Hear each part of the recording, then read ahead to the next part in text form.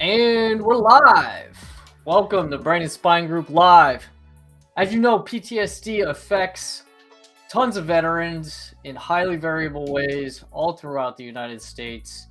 And everybody finds help in different ways, how they manage PTSD.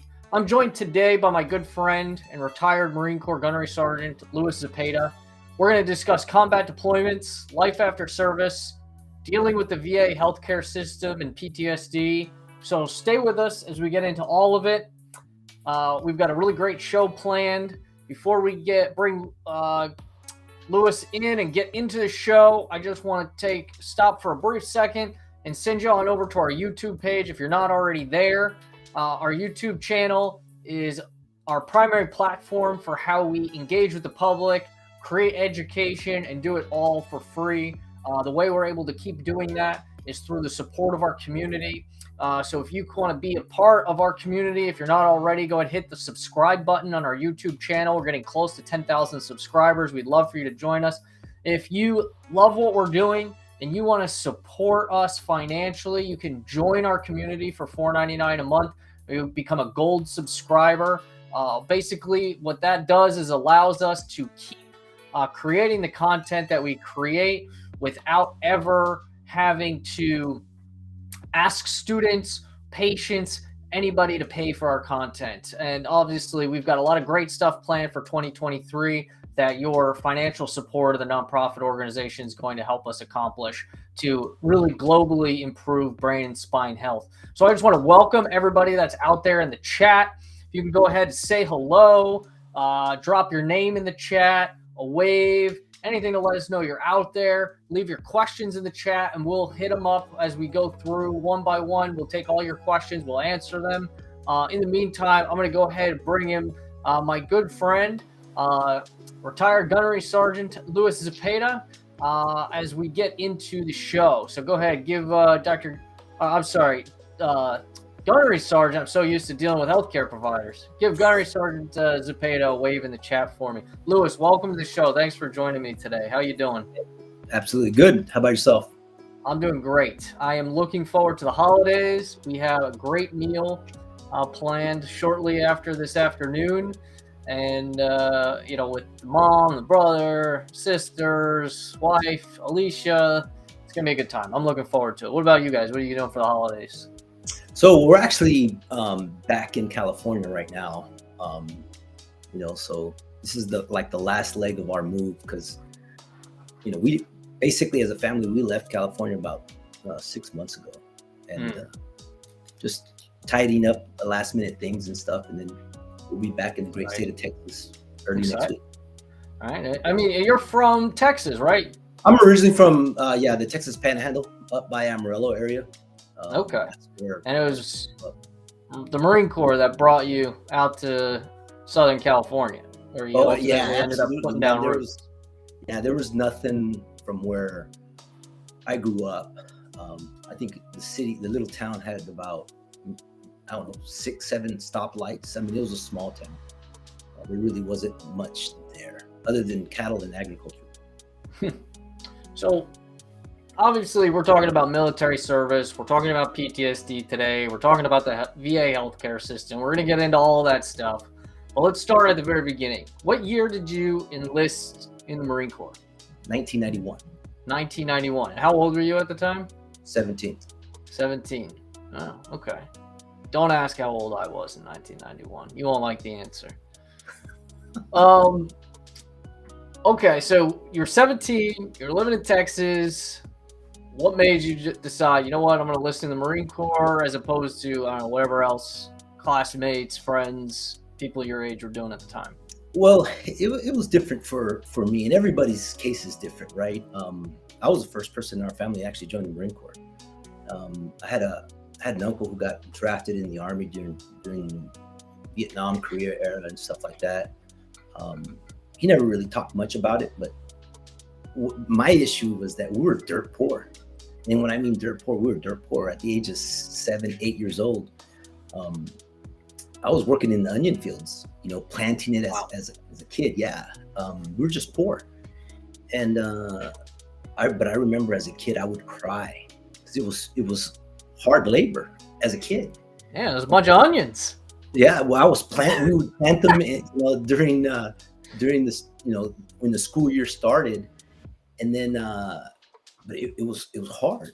And I remember I would cry and I would ask God, why is this my life? And it was horrible. It was horrible. And around about my 10-year, I was about 10 years old, and I never had the whole weekends, staying up, getting up early, watching cartoons. We just didn't have that because we were working. Either we were planting a crop or we were harvesting it. It was always a churn, right?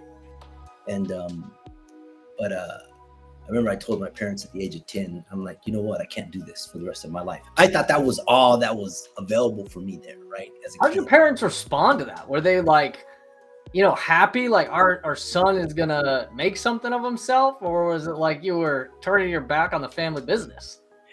No, that wasn't a business. It was just we were economically poor. I see. Yeah, and I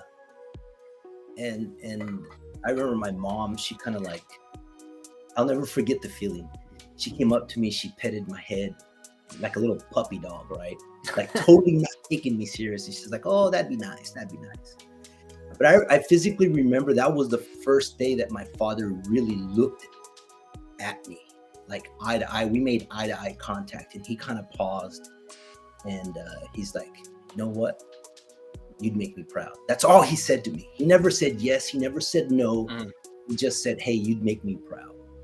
And throughout the years, I was old enough. At the age of 15, we were able to work where I'm from during those years, and we were always working in the fields, always, and in several different types of crops.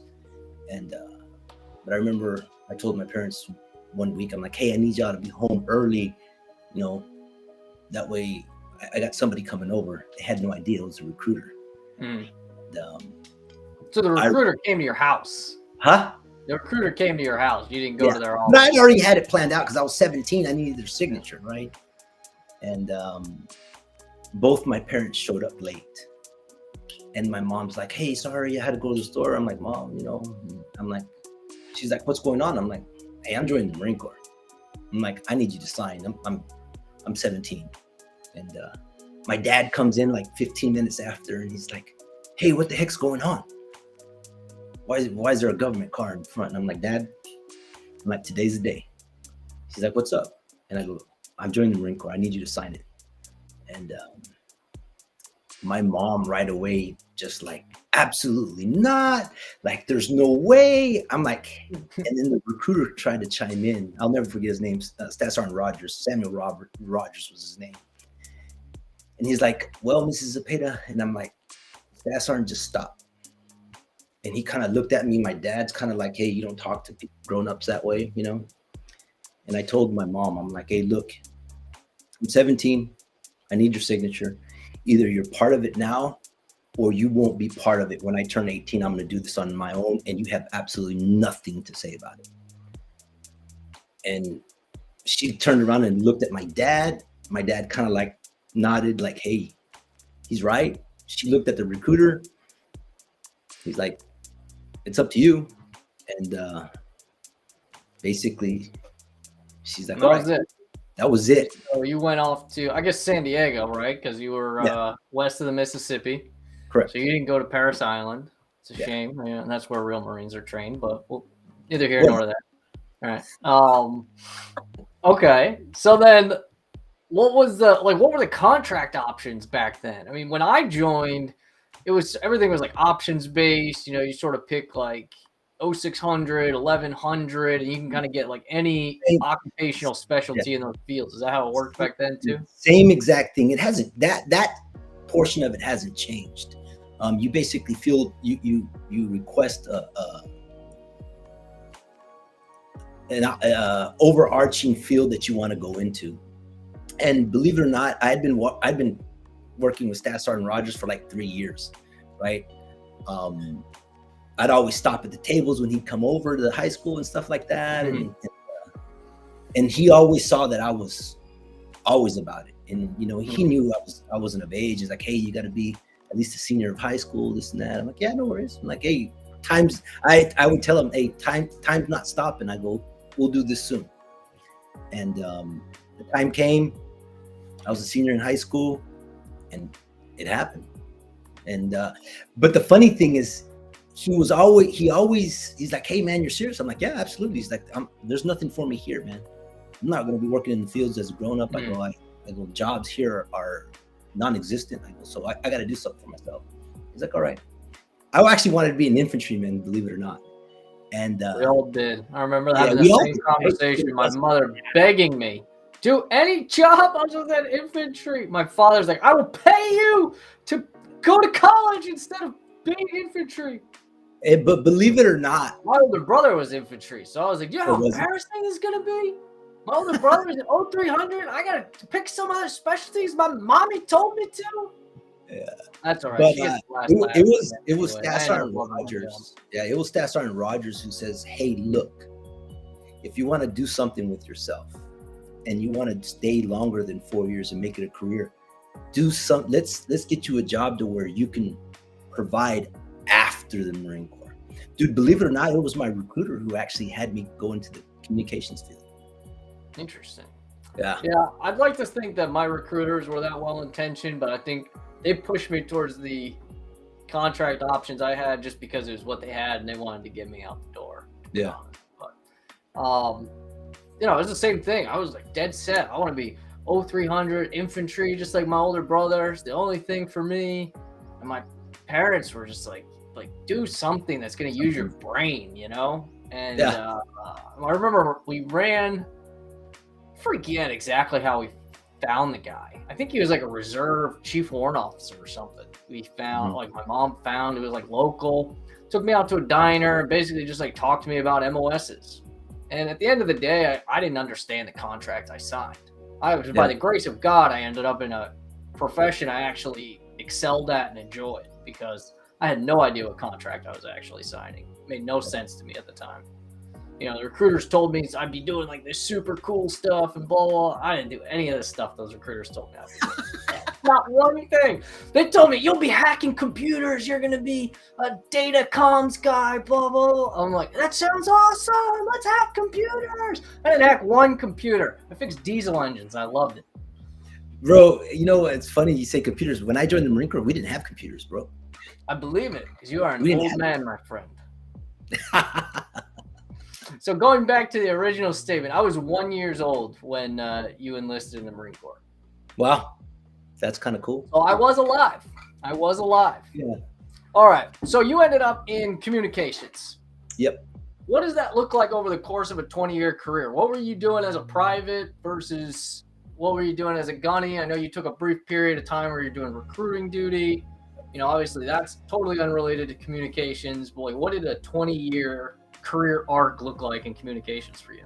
So it was kind of funny.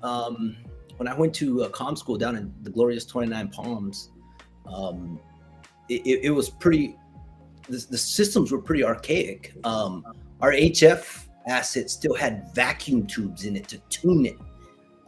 It was strange because we're using technology from the 1950s and 60s still in the early 90s. I mean, it worked well, right? It really worked well.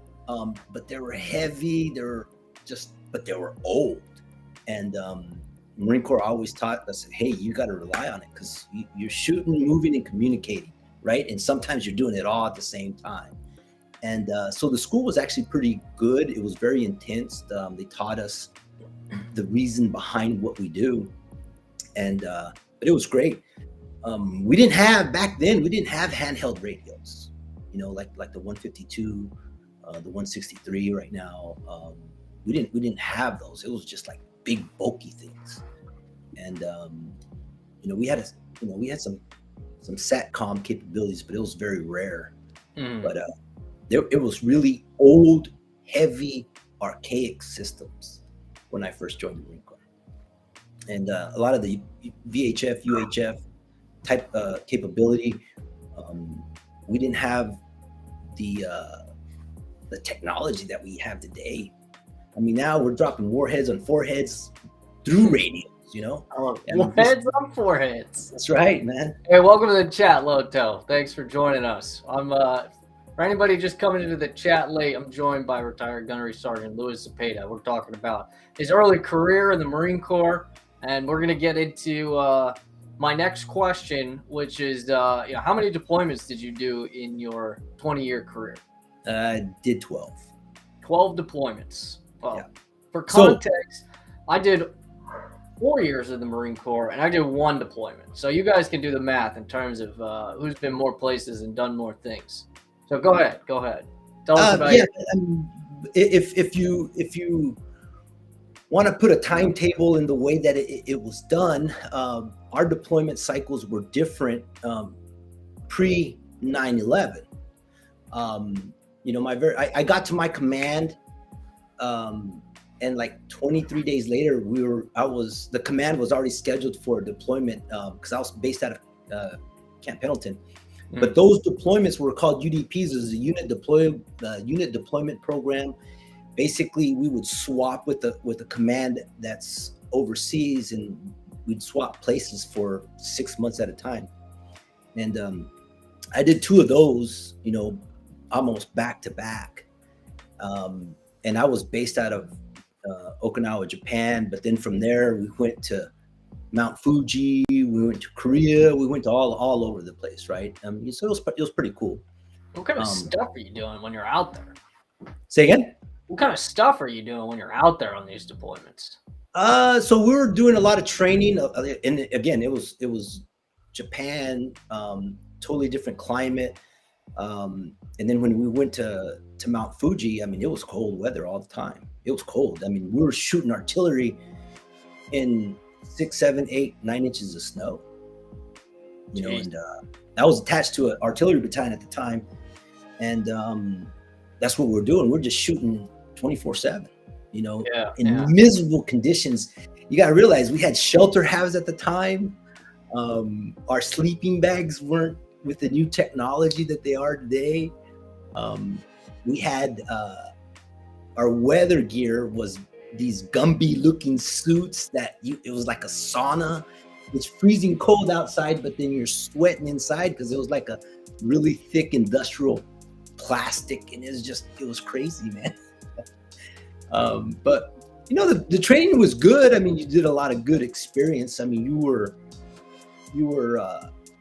everybody was on a shift rotation. Something goes down, everybody goes out to troubleshoot it, and you get taught with the senior guys. But I mean, it was a lot of good learning experience during that time frame.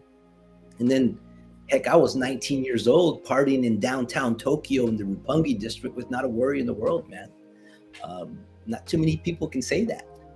Yeah, I mean, I never went to Japan, but obviously I've heard tons of stories from the guys that spent time in Okinawa, and they just said it's fundamentally different. Even they say the culture of the Marine Corps in Okinawa is just different. Yeah, completely different. I mean, it was crazy because I remember in 1992, 93, down in the Roppongi district, it cost me $48 American back then just to go into one of the clubs. It was crazy. It's called Java Jive. And it was just pretty fascinating, you know what I mean? And from Mount Fuji, where we were at, the base is in the city of Gatimba. And you walk out the gate, you cross the street, you're in the town of Gatimba. And we'd go there, we'd walk down to the train station, we'd catch a bus, go down to the train station. From the train station, we'd head out to Tokyo. And the process took us like 3 hours just to get there. And but it was just cool. I'm like, what else were we gonna do? Yeah. I remember, that's a question actually comes up a lot, right? Especially as a junior enlisted Marine, what else are we gonna do, right? And the things that Marines do to entertain themselves when they're not busy training or working, it's a very creative bunch. Yeah, and then there were some people that are just like, I ain't going nowhere. I'm staying here playing cards and drinking beer, right? I'm like, dude, I could do that anywhere. I go, we're in Japan. When in Rome, do as the Romans, right? And So I was really big into culture. I was a big history guy in school. So, you know, Japan is kind of significant to us as Americans. I mean, we dropped you know, we had 2 bombs dropped on Japan, right? We were attacked by them, but you know, so I just wanted to go out there, look at the culture, just because it's different, right? I'm like, I never Were thought you married at this time? No. When did you get married? I got married in 95. 95. So was that like right after your first? It was right after my oh no, it was so it was right after my first contract was over. Yeah. So you finish your first contract, you get married. I assume you PCS'd or at least changed units or something right around that time too. What did that chapter kind of look like moving forward into the, you know, back half of the 90s? Yeah, so it was funny, and I talk about it every once in a while, just reminiscing with some of the young Marines that I led. At the end of my first 4 years, I was still a Lance Corporal. That is impressive. Without getting in trouble, or did you get NJP'd? No, I didn't get into any trouble. Okay, so no trouble. You did everything you're supposed to do. It's still 4 years. You're still a Lance Corporal. Still 4 years. I was still a Lance Corporal, and that was actually pretty good. So, you know, some back then in the comm world, people weren't getting promoted to a corporal until about the 5-6 year mark. Wow. Yeah, it was, promotions were really tough. You know, the first Gulf War had just ended. You know, there was still a big influx of people. The drawdown still hadn't happened. At that time frame, the Marine Corps was about 217,000 strong. You know, so promotions were just slow. I mean, heck, I had a first class PFT. I was a high shooter. I mean, you name it. MCIs, max those things out. Yeah. This is all good. It was just tough for promotions, man, because there's so many people in the Marine Corps. I got a good comm story for you. When I was in Afghanistan, I would take our little tough book, that little data computer they give you, and they'd given it to me to keep like maintenance manuals and things like that on. What I never realized is that because it's like a serialized piece of gear, it has to go on the manifest whenever you leave the wire. I never understood, I never realized that.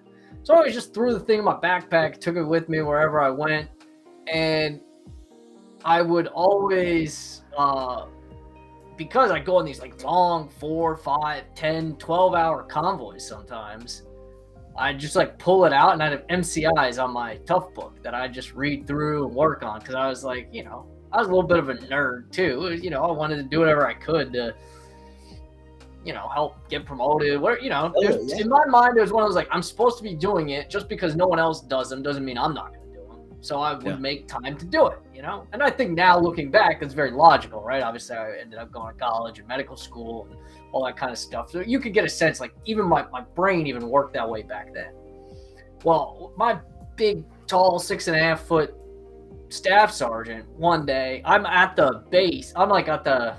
We had left the wire. We went to Dwyer, which I assume you know what Dwyer is, right? Yeah. We were at Fiddler's Green because I was with artillery too.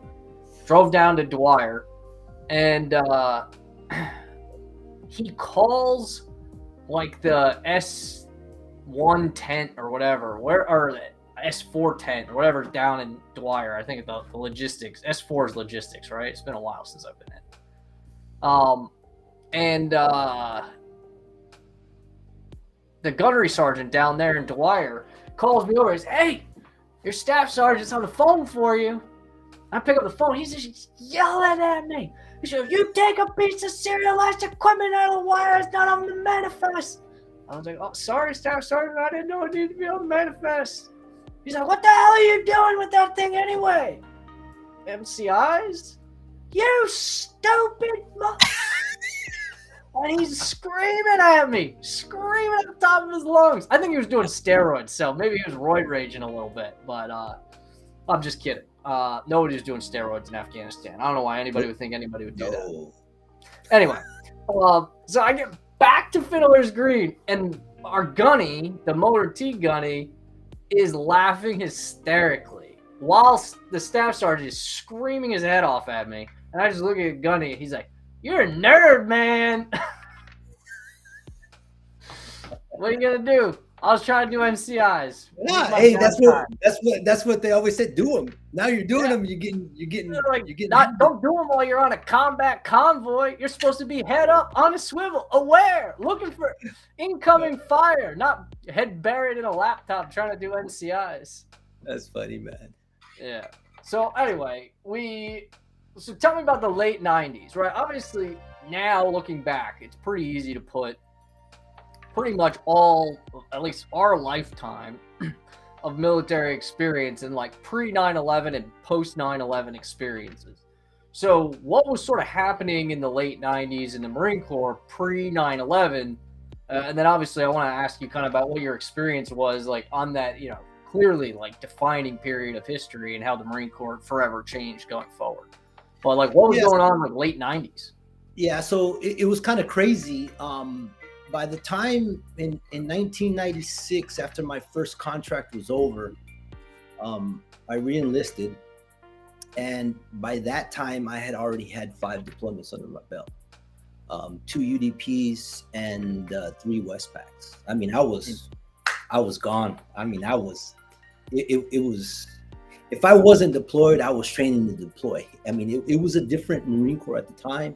Yeah, that's a totally different pace than what I was used to. Yeah. I was like, you get like, basically, if you were not, I mean, you were in at the same time, but at least my experience was, if you were not infantry, basically, you generally had a schedule of like 1 deployment every 3.5 years or so.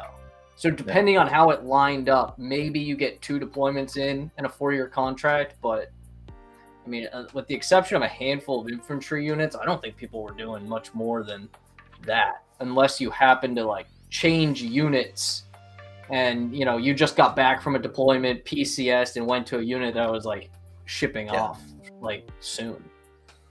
Yeah, and it was crazy, right? And so in 1996, late 96, 97, I got orders down to, and again, I'm dating myself, to Marine Corps Air Station El Toro up in Tustin, California. And El Toro? Does that even exist anymore? Nope, it doesn't exist. It got shut down. I don't even think I've ever heard of that. Yeah. And so I got there and I was like, man. And we're in direct support of the airfield, right? So that's what we were doing. We were supporting the aircraft coming in, both fixed wing, rotary wing, UHF, VHF, you name it. We were just doing it, right? And rocking and rolling, supporting the radar systems, everything. I mean, it was good, but it was too slow for me. It was too slow for me. And so I get there, and then I get there, and I'm in alphas. And I was a corporal at the time, and I was stacked, because so many deployments, everything that I've done, things of that nature. And because it's either one of 2 things: either you went to Desert Shield, Desert Storm, or you've never been nowhere.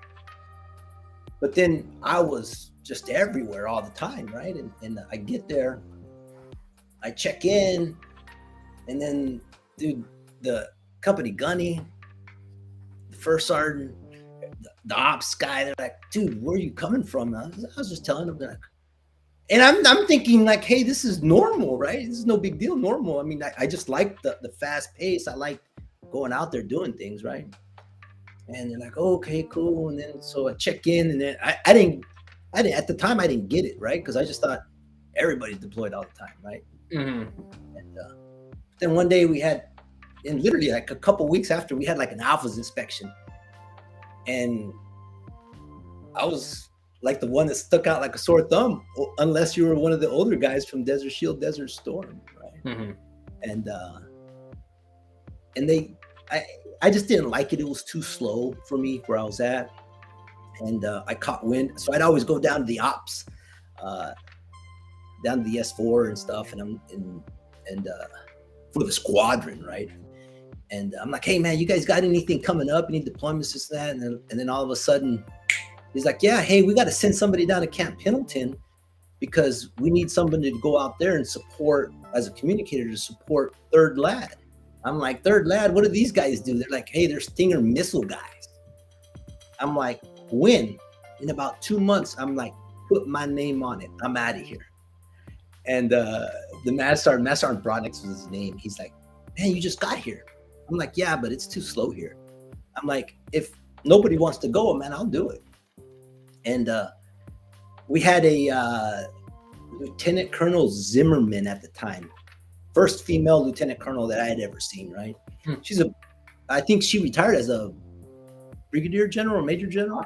Wow. Yeah. So she was making waves as in as a Marine Corps officer, and good stuff. And I remember one time we were out singing cadence and stuff, and they called me out, and basically I sang a ditty telling the CO to let me go to the MEU.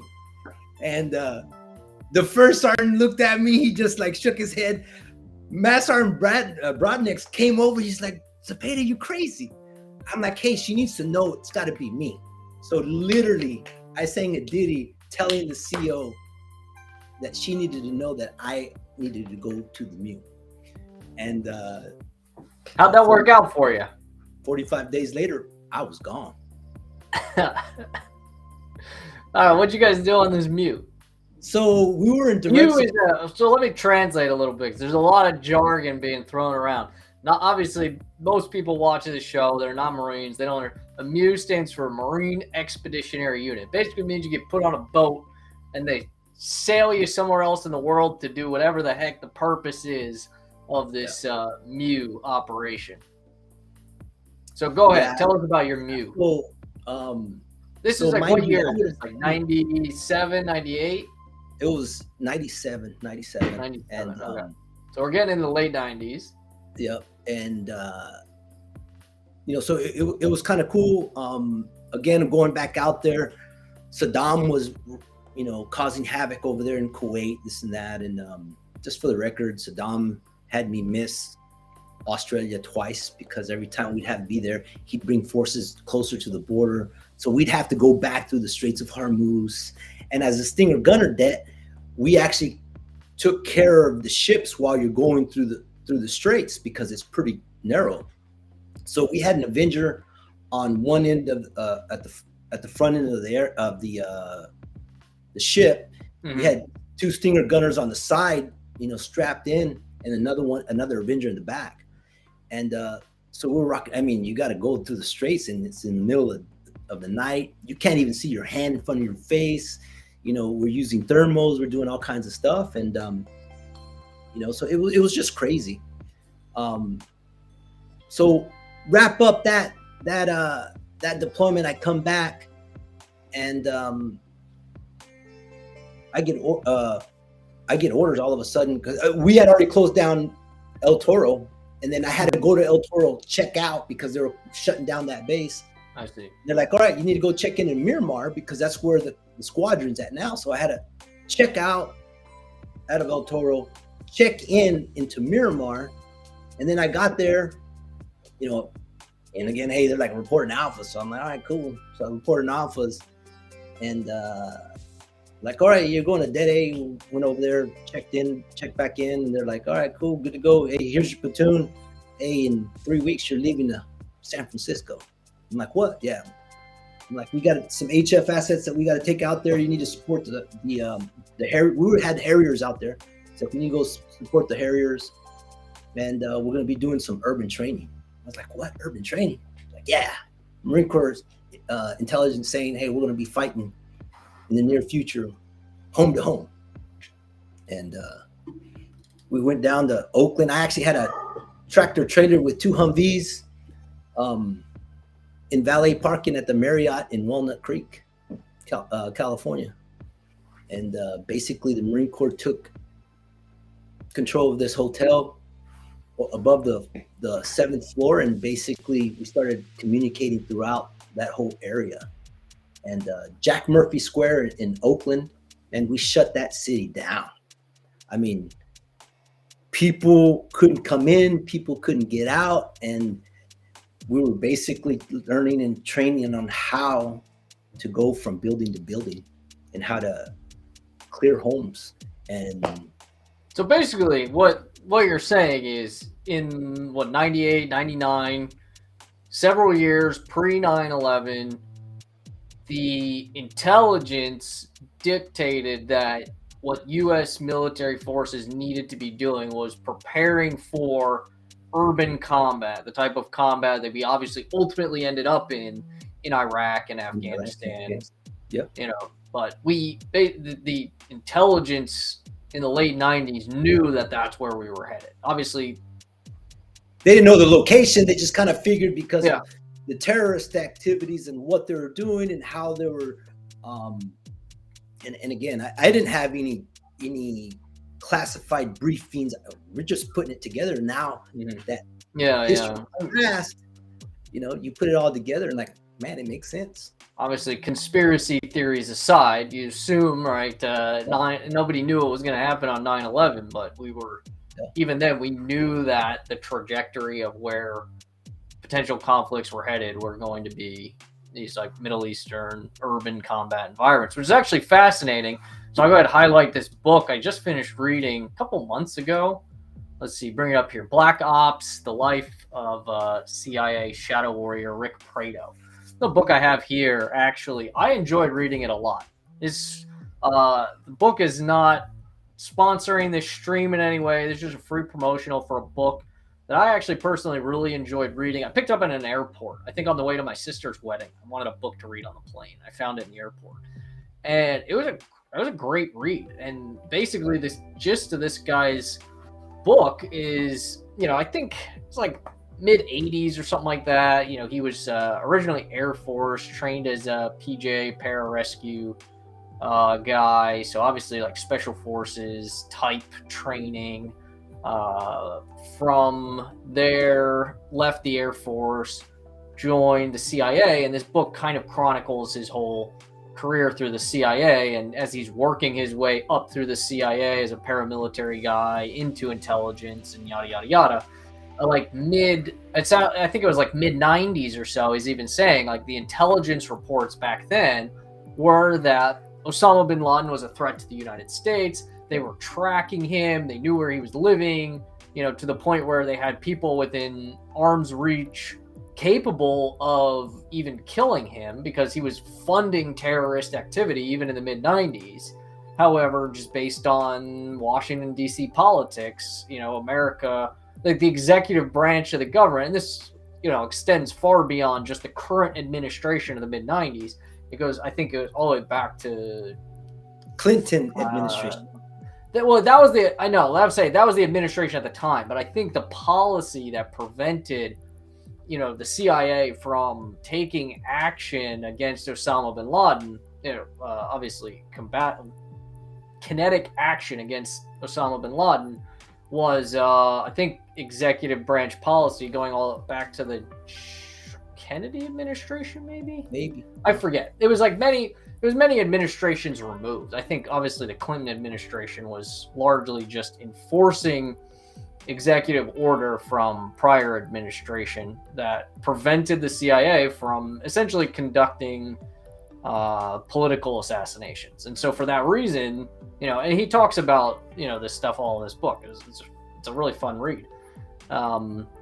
You know, because of that executive branch legislature, the CIA was unable to do anything about Osama bin Laden in these mid to late 90s. And then obviously 9/11 happened and everyone kind of like, you know, Monday morning quarterback, oh, I could have prevented the whole thing if we were just allowed to, you know, kill him, which, you know, in hindsight, sure, sounds great. I mean, who knows what the political ramifications would have been, you know, butterfly effect and all that stuff. You know, had the CIA killed Osama bin Laden, what would today look like?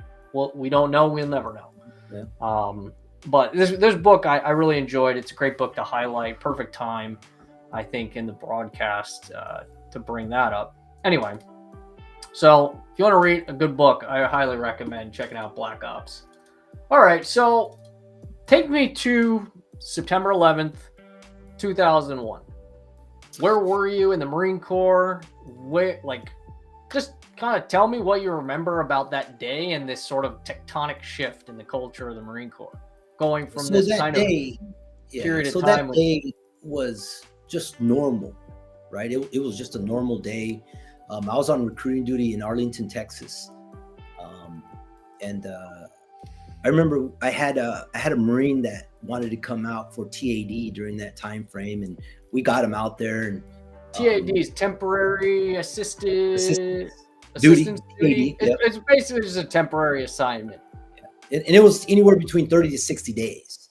And because he was originally from Arlington, so he's got family and friends that are there. So it was a recruiting tool that we had to bring somebody in to help us, on our mission on recruiting duty. And I'll never forget, I'm already there making phone calls in the morning, doing my thing. And then all of a sudden he comes running in. He's like, "Hey, have y'all seen the news?" I'm like, "No, we're working."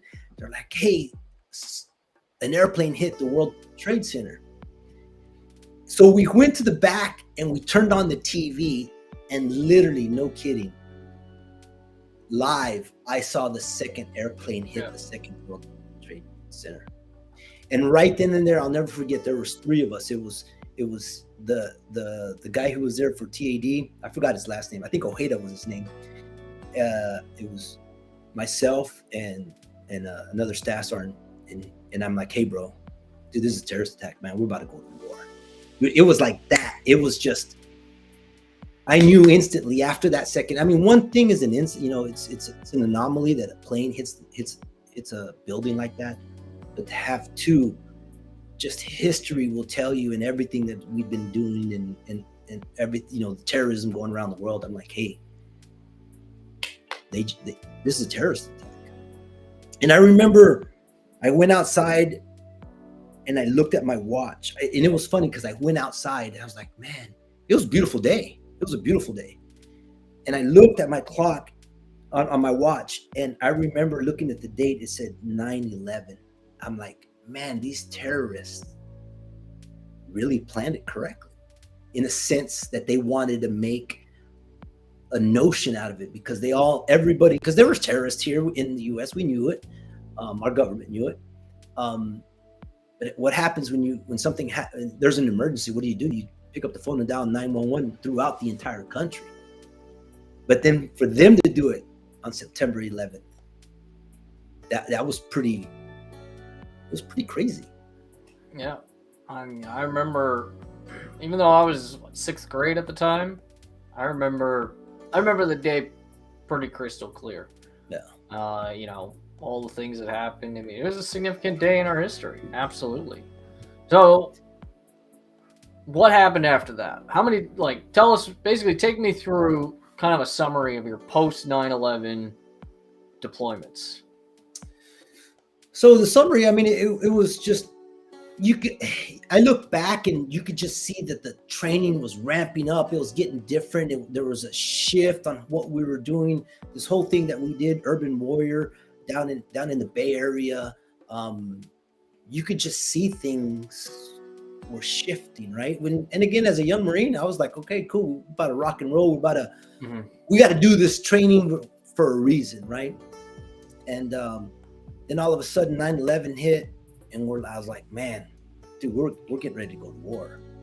It was just obvious, right? The last time anybody ever had a terrorist attack or attacked us like that was Pearl Harbor on December 7th. Mm-hmm. And I was just like, man, it's going to go crazy. But I'll tell you, after those couple of days, the United States as a whole, as a populace, everybody literally united.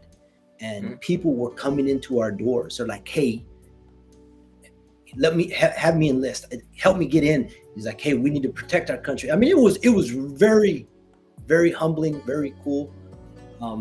But then there was a lot of people that are coming in who just didn't qualify, right? Yeah. Were things pretty bottlenecked at that time? Like, you had tons of people coming in, but policy and waivers and all that stuff hadn't quite caught up yet. So you were having trouble getting people through the recruitment process. People were coming in droves. It was crazy. It was phenomenal to see that the love for our country by our citizens, our society, our fellow countrymen. We're totally about supporting the war if it has. And mind you, nobody knew that we were going to war. We just assumed, right? But people were coming, men were coming in like you would not believe. And all we could do is take their names. Hey, we'll get back to you. I mean, because all of a sudden there was an influx. So we had a first in, first out, right? And so it was really busy. It was a busy time. And the next thing you know, you get President Bush at the time speaking from 9/11, you know, from the ground zero and stuff. And it's just, and he told the world, either you're with us or you're against us, and we're coming after you. At that moment, we're like, it's the war's on. Something's about to go on. And then immediately after that, the axis of evil speech, you know, and he just said, he's like, he repeated again, he's either you're with us or you're against us, and we're coming after you.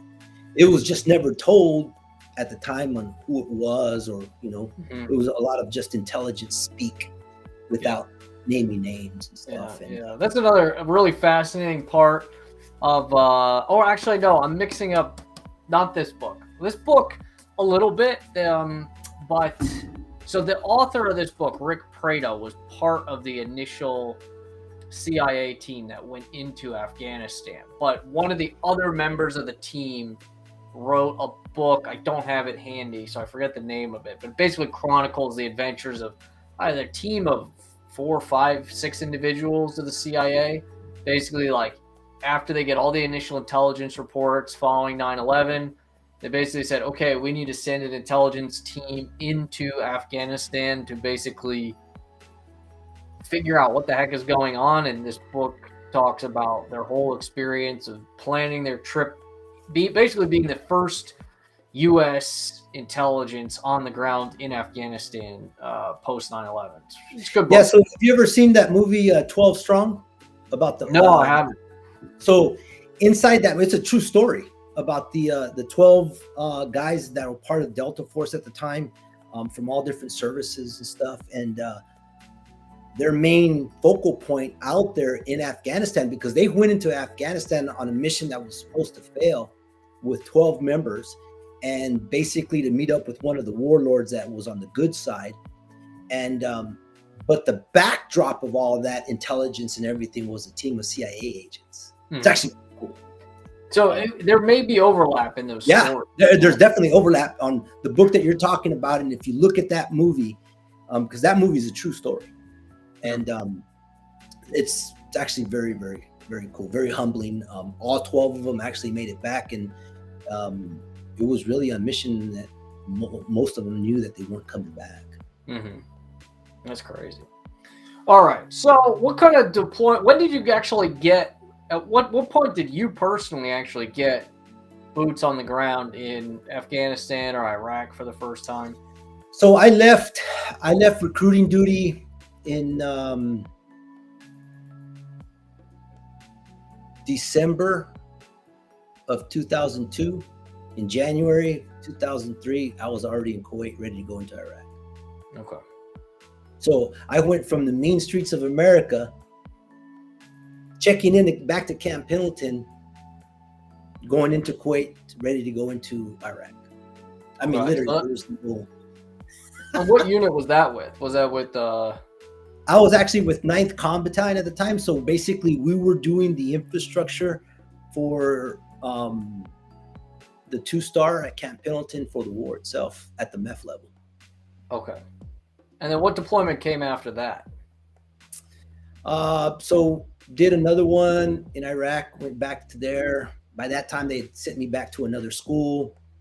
And then ironically, I was already up for orders again during that time frame. And in 2005, I got orders to Port Hueneme, California, in Ventura County. How I ended up there, I have no idea. But I was basically the military.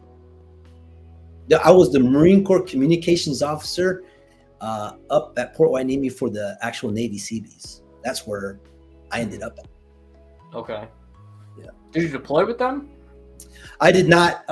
I did not do any deployments with them. But what my job was to get these guys to update their technology and not technology, but all their schools and things of that nature, and get their training courses up to par. I would say. So I was basically at the training command. I was actually, in all technical purposes, I was the commo for the actual training command there as a Marine, and as a Marine enlisted at that. So what was the next deployment you went on after the first Iraq deployment? So right after that, I left in 2008, went to back to Camp Pendleton, and I got there in May, and then in October, man, I was gone to Afghanistan. I mean, literally, what unit was that with? I was with 1st Combat Engineer Battalion. Okay, because I was in 2008. Now we're starting to overlap a little bit. So I was 2000. I was probably still in the schoolhouse on the East Coast. Mm-hmm. I think I got to Camp Pendleton summer of 2009. Yeah. So then where were you in summer of 2009? I was in Afghanistan. With 1st Combat Engineers. Okay. And then so you come back from that deployment. Come back to that deployment. Yeah, so it was crazy. So you remember the surge? The surge? Yeah. Into Afghanistan? Well, that was what, like early 2008, I think? Yeah, so it was all starting out. Yeah, I remember my brother was one of the last, like very last deployments to Iraq that I ever heard of. And they left January of 2009. And that was like literally the last person I ever heard of actually going to Iraq. Everything after from that point forward was Afghanistan. Yeah, so there was a big old shift in the surge into the, back then, at the time, the term coined, the counter operations intelligence network, or whatever it was called. It was called COIN, and it was basically using the bad guys that we caught and connecting all the dots with who they worked with and everything. And so once there was so much work that was actually being fruitful, literally we got back, and within less than 4 months, man, we were back in Afghanistan.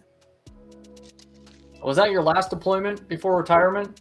Yeah, that was my last deployment. Yeah, before retirement. So I think you and I overlapped by a couple months, but then you got back after me, and I think shortly after that you had retired. Not terribly long after. So of all the post 9/11 deployments, which one was the craziest? I'd say the first tour in Afghanistan. In 2008. 2008, 2009, yeah. Oh. I mean, in that time frame, in that AO,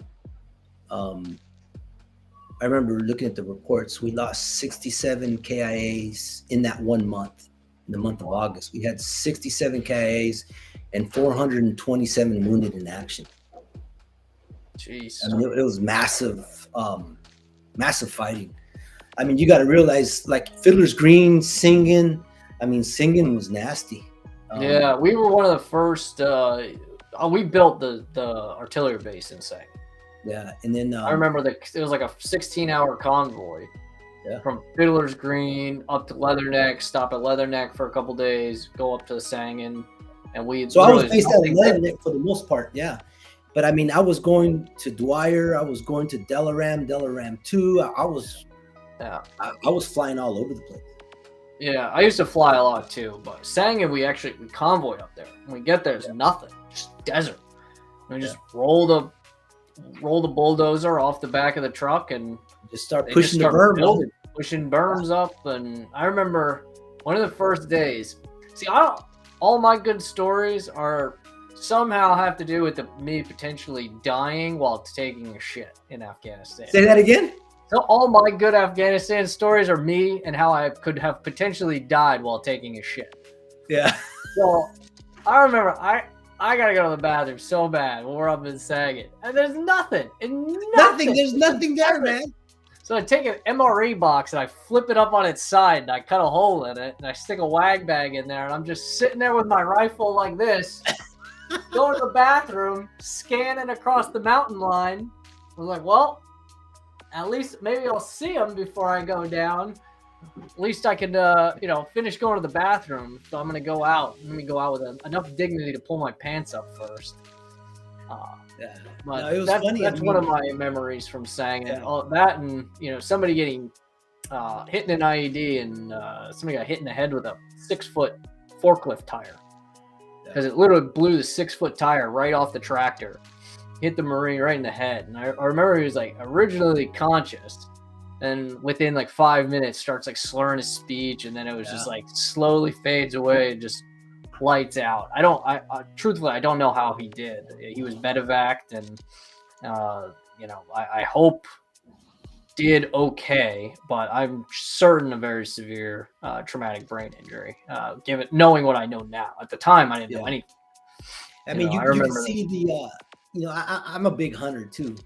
I grew up hunting and fishing and stuff, and when they suffer from those TBIs, you could see that in the look in their eyes, it's not there. And you knew that the Marine was injured. And 100%. You knew that he was, right? But hey, a lot of us never reported because they took you out of the fight, and then there's protocols started happening and all this and that, and then Marines like, let's do it. Hey, wrong with we're gonna come back to that conversation. I think next week with Mike.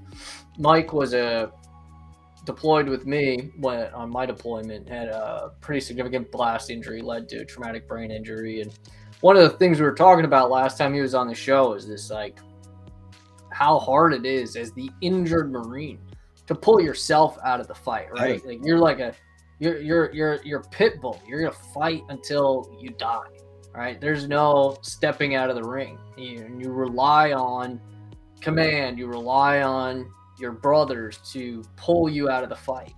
Same with sports injuries, right? Because we talk about primary areas of traumatic brain injury. The reason why professional NFL athletes really can't be relied on to, report that they're concussed and, they need to sit out. You need not just other players, coaches, healthcare staff on the team to pull a player out because that player is going to play. No, you don't want to abandon your team, right? You don't want to be taken out of the unit that you're there fighting with, right? And so I reckon you can kind of echo a lot of these sentiments, but it's a common theme that comes up when I talk to veterans on the show. Yeah, absolutely. I mean, because you're training, and everybody is doing the same training, right?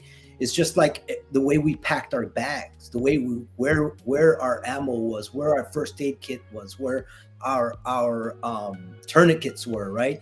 We all trained the same, because if you had to be put into the seat, you already know what you're doing, and that's why the whole shift, pre 9/11 and then everything on after 9/11. I mean, it was just, the training got intense. It was deep, man. I remember doing things 100 times, and then we change it up a bit and do it another 100 times, and it's like shooting 10,000 rounds, right? I'm like, oh, good to go. Hey, you're good to go. Well, here's another 10,000 rounds. Let's keep training.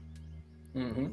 It was nonstop. It was just, and then you get injured, and then you get pulled, or you try to hide it, but you really can't hide it because you can tell. Your teammates can tell. And, but like you said, hey, I'm going to go out. The only way that I'm going to be taken out is if I was killed. I'm not going to be sidelined. I'm not going to leave my brothers alone. I get it. And, it was tough, but you could see some of these guys, we had guys that would come back. Even some of my Marines, they'd come back from an IED. They're in the hospital. They're in Bastion, and they're talking to you. They're like, yeah, I'm good. But the look in their eyes just it wasn't there, man.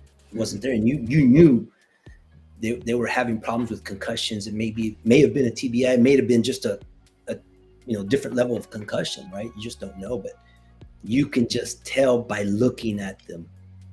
100%. I remember even back then, right? I mean, I was a young adult. I had no professional training, no professional experience. I remember back then thinking, these individuals are different. Their personalities different. And at the time, I just attributed it to the experience. I was like, man, like that experience of getting blown up in a truck, like it changed them. Now, with the professional experience I have, having taken care of so many patients, even in my very limited career with traumatic brain injuries, I'm sure, absolutely certain, a big part of that was structural, it was biological. That blast injury injured their brain. The frontal parts of their brain up here in the head. A lot of that stuff will, when you injure, obviously this is an overly simplified explanation because neural circuits are far more complex than the way I'm describing it. But, the purpose is not to get into the nitty gritty science here. But when you damage the frontal part of someone's brain, that affects their personality. It affects, that kind of the way they behave, the way they conduct themselves. I obviously didn't understand that as an enlisted Marine with no clinical training whatsoever, but I could 100% look back and see it. And I recognized it even back then. So you're completely right. So let's see. We talked about kind of post 9/11 deployments. What about, obviously we've talked about huge parts of your life. You mentioned that obviously you were married, you had kids. Like, what was your, family life like going through this, constant deployments? Your wife is from Southern California, right? She was born here. She was raised in Mexico City, but yeah, she was born here. But she was not from Texas. She did not relocate, right? You met her where she was living at the time. Yep. And so you built your life kind of around where her life was. That's correct. Yeah. Yeah. So, it was tough, man. It was really tough. I remember that first trip in Afghanistan when I came back. I knew something was wrong with me, man. I knew it was. I just bottled it in. I didn't say anything. But when I came back, kids at this point? Huh? How old are your kids at this point? So when I came back, Brianna was 3.5, and Gabby was about to turn 2. Okay. And dude, the biggest kick in the junk, bro, was when I got back from Iraq, bro. Gabby didn't even remember me. She was actually afraid of me because she didn't recognize me. And I remember I was devastated because, like, man, my kid doesn't even know who I am. I'm her dad. And Brianna, she's like, Gabby, this is dad. It's dad. And then my wife was like trying to push Gabby towards me, and she ran around my wife and she grabbed a hold of her legs because she was afraid of me. She didn't know who I was. And I can't even imagine. Man, it was, oh my gosh, bro. That was like the worst. And whatchamacallit, I told Esther, I'm like, hey, look, she's a kid. She doesn't know. It's okay. She'll come around. And eventually she did. It took her a couple of days, right? But Brianna was like, it's dad, right? It was just funny. It was funny. And it's funny because knowing their personalities, I can completely see that when they're that young. And but that to me, man, was really, really hard. And then I remember when I came back, you get post deployment leave, right, and stuff like that. And bro, I was screwed up. I was mentally screwed up. How I so? had Like, what was going on? man, I don't know, bro. At the time I didn't know what the hell was going on. Like, you just didn't feel like yourself. You were, doing things Dude, that I you was never wanted to do before. Like, yeah, man, I was like ADHD, ADD. Man, I was like you were having a super. lot of trouble focusing.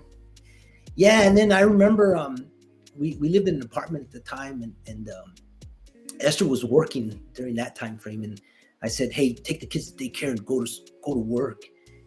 Dude, we didn't even take a vacation, bro. No time.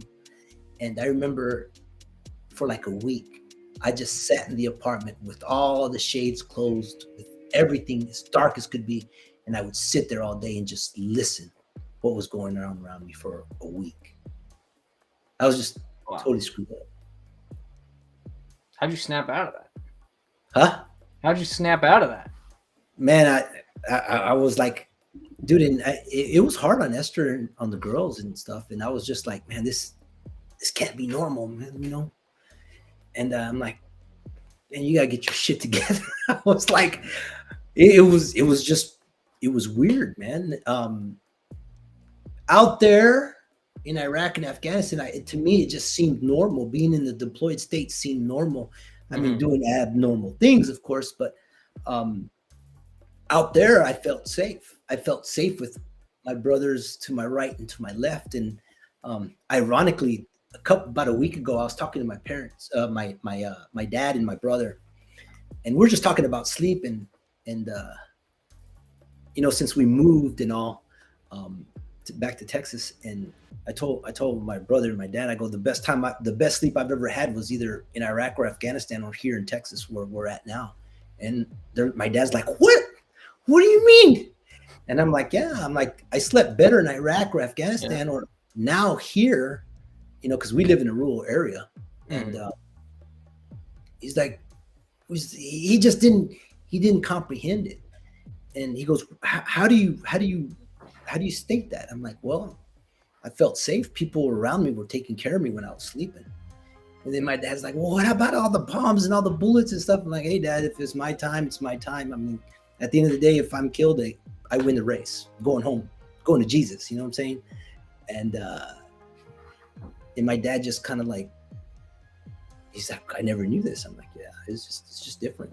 Wow. It's weird. I mean, how can you say that? Yeah. So what kind of things did you do once you started realizing, like, hey, like, I got to snap out of this? You're still enlisted. What'd you do to snap out of it, to get help? So, you do for yourself? In all honesty, I prayed, bro, like you would not believe. I was praying. I was like, your God, faith was a big part of absolutely. Oh yeah, our lives, our faith is huge, right? And but I remember asking God, I'm like, help me. I know something's not right. I was quick to snap, and I was always on edge. I was always, and it was so bad, Ryan. To this day, this is how bad it affected my wife and my kids. To this day, every time we go to eat, my kids and my wife know where I'm going to sit, so I can look at every exit, and my back has to be at a wall. Yep. I'm the same way. I like to think it's more my training than it is my fear, but I do the same thing, right? Julia and I go to this Thai restaurant all the time, and the way the tables are set up, somebody always has to sit with their ball. It's always me. So, yep. Always me. And as small children, my kids learned that's where I sit. And I remember I was like, Dad, why are you going to sit there? Why can't you sit right here? I'm like, well, because I can't see this part. I go, I need to be able to see out this way to where we can get out of here quickly. It's like, Dad, we haven't even eaten. Why would we have to get out of here quickly? I'm like, well, if something happens, we have two ways to get out fast. And they're just kind of like looking at me like, dude, we just got here. Why do you want to think about how we're leaving? And dude, just the other day, Esther and I and Gabby went go eat, and Gabby kind of looked. I mean, I saw her do it. She kind of looked. She's like, "Dad, you're gonna sit there?" I'm like, "Yeah, I'll sit there." Dude, she's 20. Mm-hmm. Yeah. So I always kind of got the sense that like your family unit kind of operated more outside the Marine Corps. Is that Outside a fair what? assessment? Outside the Marine Corps. Like, it was almost like Oh, yeah. you were in the Marine Corps, your family was outside the Marine Corps. And it's like sometimes dad has to, go do what he does as a Marine. Whereas like other families, it's sort of like the whole family unit is almost like engrossed in the Marine Corps. Is that a fair assessment? That is a true assessment because my wife and kids had absolutely no idea of what I did in the Marine Corps. Was that intentional? Huh? Was that intentional? I tried to keep them away from it, right? I mean, the whole just having them know too much, I mean, it was brutal, bro. It was brutal. Yeah.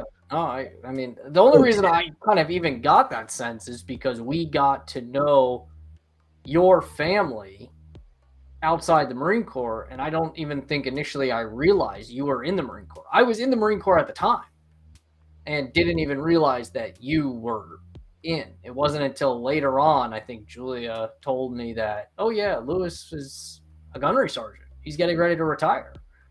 And, and that's when I realized. I was like, he keeps his lives separate. I literally lived two worlds. I lived the Marine Corps, and then when I came home, I tried to drop everything and just be with my family because it was the time that I wasn't home. Esther raised both of the girls by herself. Mm-hmm. I say it all the time, and I'm not ashamed to say it. She raised the girls by herself because I was never here. I just wasn't, and so it was hard. It was somewhat stressful at times. In a sense, I think having to take care of my family to where they weren't too involved with the Marine Corps was more work than what the Marine Corps was, because I didn't want them to get into the whole thing. And there's other spouses that they would ask my wife. They're like, "Hey, what's your husband do?" She's like, "I don't know." He's like, "What rank is he?" He's like, "I don't know. He's just been in for 18 years. Yeah. She's like, "You don't know?" I'm like, "No, I don't know." It's like, that's his work, and she just didn't know. And I remember one time she's like, "Well, what does your husband do?" I'm like, "I don't know." At the time I was up at Port Hueneme, and she's like, he's in charge of the Navy. That's all. That was all she knew. He's in charge of the Navy. And do you think that clear boundary that you established made it easier or harder to deal with PTSD, dealing with the psychosocial impacts of military service? Or did it give you this like protected safe space to retreat to that you think made it easier to deal with all the psychological impacts? Actually, I think both. And it's weird that I would say both, right? I think it was both because they weren't entwined with what the Marine Corps was doing with how in depth I allowed them to get, in a sense. And my wife really didn't care. She's like, "Hey, you're the one in the military." She's like, "I don't need to know that stuff," right? I'm like, "All right, cool." But on that same thing, they weren't, like all the other spouses that were getting briefed and all this and where we're going, what we're doing, the possibilities. I just sheltered them from that, right? I'm like, "Hey, look, going into Iraq, going into Afghanistan, it's dangerous business, right?" I'm like, God's going to protect you. And lo and behold, man, he did. Amen. And so they never got all of that information from the military and stuff like that. But at the same token, it was kind of rough because they didn't have all the ins and outs and stuff, right? Mm-hmm. And man, I put my wife through hell at times, and I'm sure that the kids I'm sure they saw and heard that how I was just on edge. I was just snappy and I was just distant sometimes and stuff. And it's just part of it. So that's why I say I think it was both. But I personally think it was better that my family wasn't involved with the Marine Corps, like a normal Marine Corps family. Overall. You think overall it was overall. Yeah. Do you think that meant that you bore more of the brunt of the pain of the Marine Corps and military service? Yeah, I'd say that because I didn't want to burden them with what I was feeling. You know what I mean? And like you and I and the 12 Marines that we can be around with, they'll understand, but our spouses and our kids just don't get it. So that's why I say it's both good and bad. But the bad is like I bottled everything in. I just kept it. You know what I mean? And just tried to deal with it on my own. For how long before you finally started doing something different? Or do you feel like you're still just bottling it all in? No, not anymore. So I guess my question, maybe a better way to put my question is, how do you think, what sort of things have transpired in the last 10 years that's helped you get to being in this very different spot? I mean, I remember a lot of that too. I remember coming home and feeling very like I had a lot bottled up, but the reason why I was able to deal with a lot of it and move on, I don't want to say move on, but move forward in life, was because I think I was pretty transparent about everything with my wife.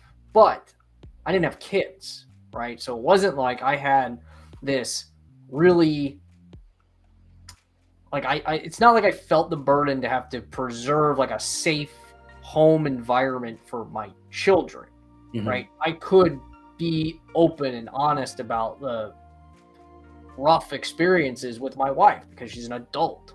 And even though she doesn't get it, she still loves and cares for me in a way where she would just say, I don't get it, but I support you. And for me, at least, I think that was, from my experience, that was enough for me. Obviously, everyone's experience is different and what they need is different. And actually, I was reading this very interesting article recently published. I don't even think it's actually fully published. I think it was like a pre-press article.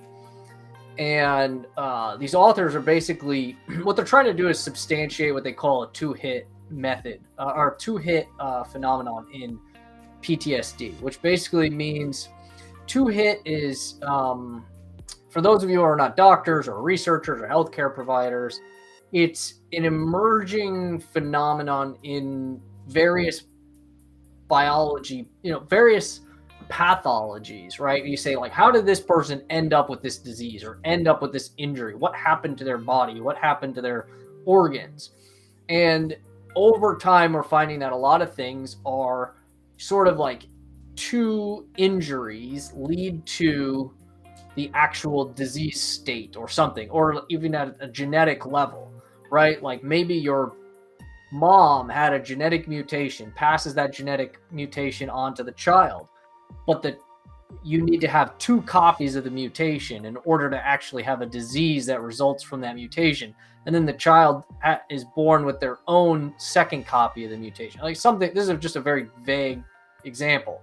But the idea that basically the first hit predisposes you, the second hit is the thing that actually onsets the disease or the injury or whatever the issue is. And what these authors are proposing is a two-hit hypothesis about PTSD. The first being that there's some sort of heightened inflammation that basically predisposes an individual to developing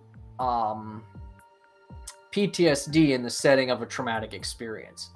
So what they're saying is they're proposing that there's actually a biological susceptibility that some people have where, if you put you and I in the same exact scenario, we're on the same convoy, in the same truck, we get hit by the same IED, you, after that deployment, develop really bad PTSD and I don't. Well, they're saying that you might have the existence of that first hit already, which is like some form of neuroinflammation or, inflammatory response in the brain. Even if it's very low key, it's not causing a problem, right? But you have elevated inflammatory activity in your brain, and then you have this traumatic experience, and you develop PTSD and I don't, because I didn't have that predisposing factor.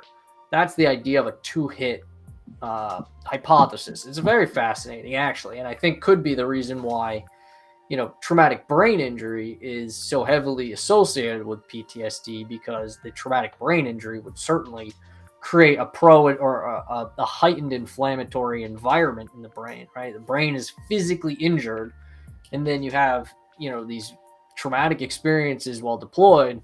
That individual is much more likely in a two-hit hypothesis model to develop PTSD. Anyway, just a little bit of, the purpose of the show is to sort of bring a little bit of a scientific, clinical perspective on things, and so I thought that was a good point to interject. But anyway, so obviously, where you described that this experience that you had, you're bottling it up. Your faith was a big part of getting you, over the last 10 years, helping you sort of unpack that. I want to talk about the VA, because I know you got a lot of thoughts on that. But before we get into the VA and Lewis's experience with the VA and, getting help with PTSD after his career of combat deployments, I just want to take a quick break from all this, because we haven't really taken too many breaks today, which has been good. We've had lots to talk about. It's been exciting. I just want to ask you all, if you're watching, welcome. Thank you for the show. Go ahead and leave us a wave, a hi, introduce yourself in the chat. We appreciate it.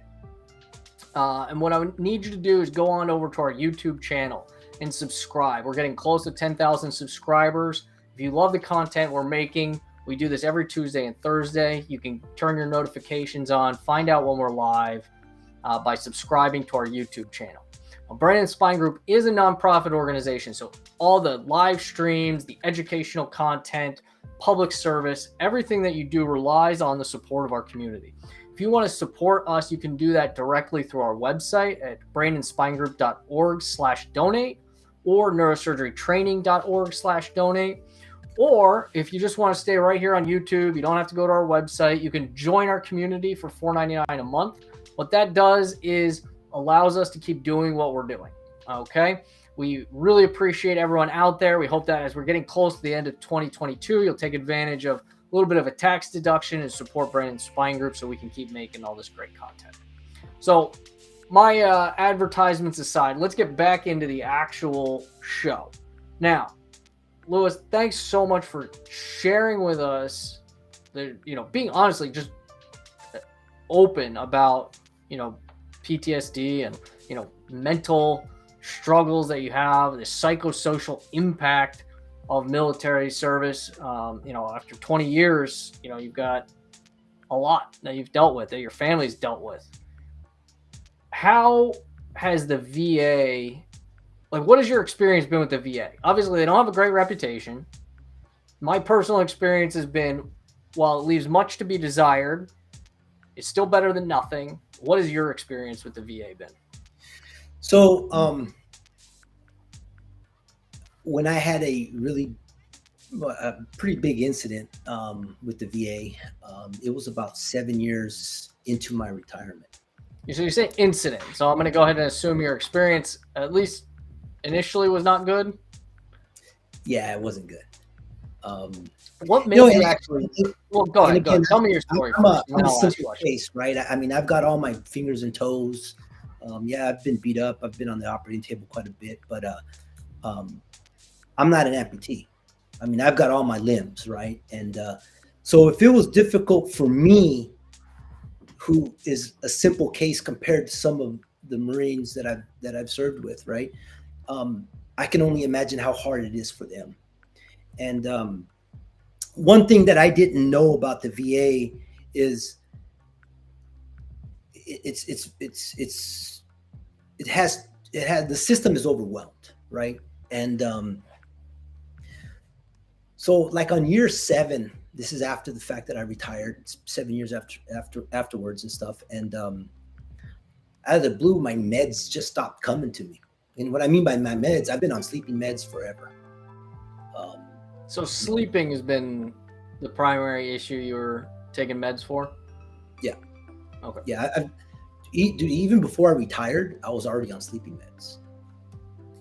And so, man, I've done so many sleep studies, things of that nature. And then one time, Esther would always tell me for years, she's like, hey, you're just wound too tight. You need to relax. You gotta figure it out, just to unwind. I mean, she's not wrong, right? No, she's not. She wasn't wrong. Why you wound so tight, and how do you unwind, right? Yeah. And one time I did this sleep study, and I asked the doctor, I'm like, hey, can my wife come in when you give me the results after it? She's like, yeah, absolutely. We went in there, and he started giving me this jargon, this military jargon. Well, according to this and that, blah, blah, blah. And I'm like, hey, doc, I go, we're normal people. Just break it down into layman's terms for us. And he just said, well, you're just wound too tight. And Esther and I just looked at each other and we just started laughing. I'm like, she doesn't have a medical degree, but she's been telling me this for years, right? And then he's like, okay, and he's like, hey, have me go through your career, help me out. And the whole 12 deployments, man.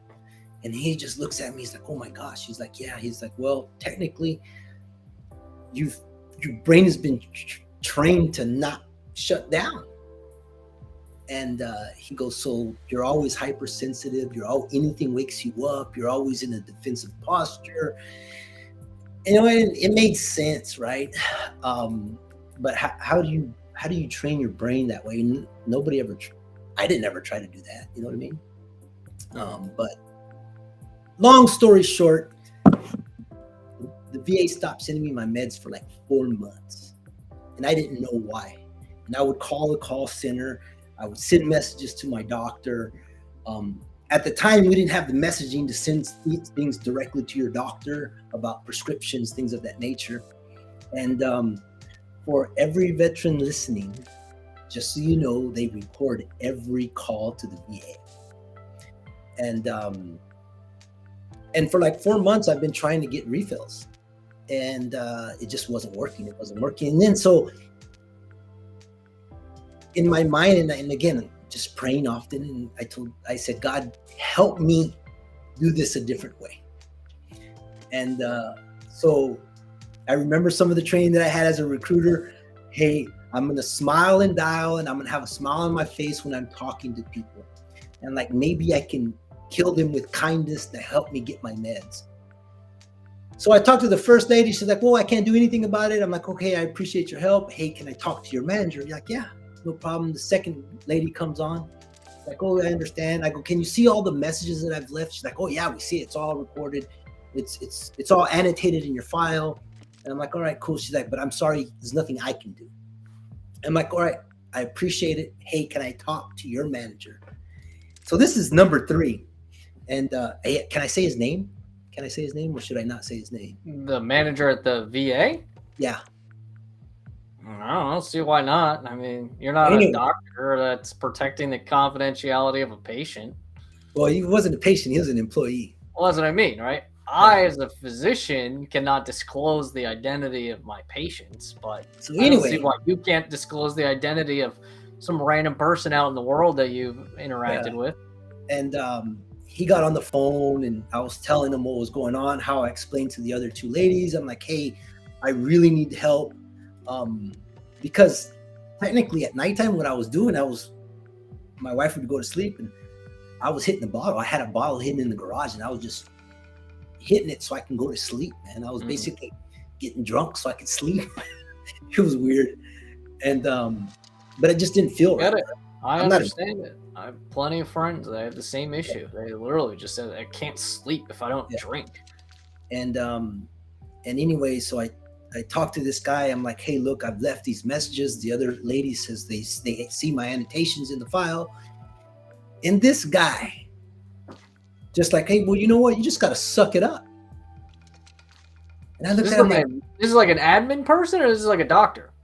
No, this is somebody at the call center in San Diego. like a random call center person. Not Yes. This isn't a doctor who told you that. This is not a doctor.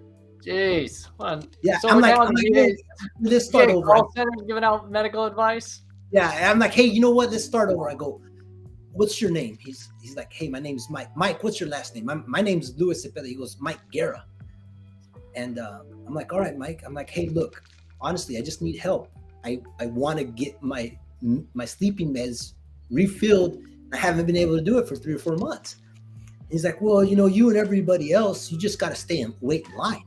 I'm like, how long do I have to wait? I'm like, I'm trying to send things to my doctor. And he's like, hey, man, it is what it is. I go, and he told me again, you just got to suck it up.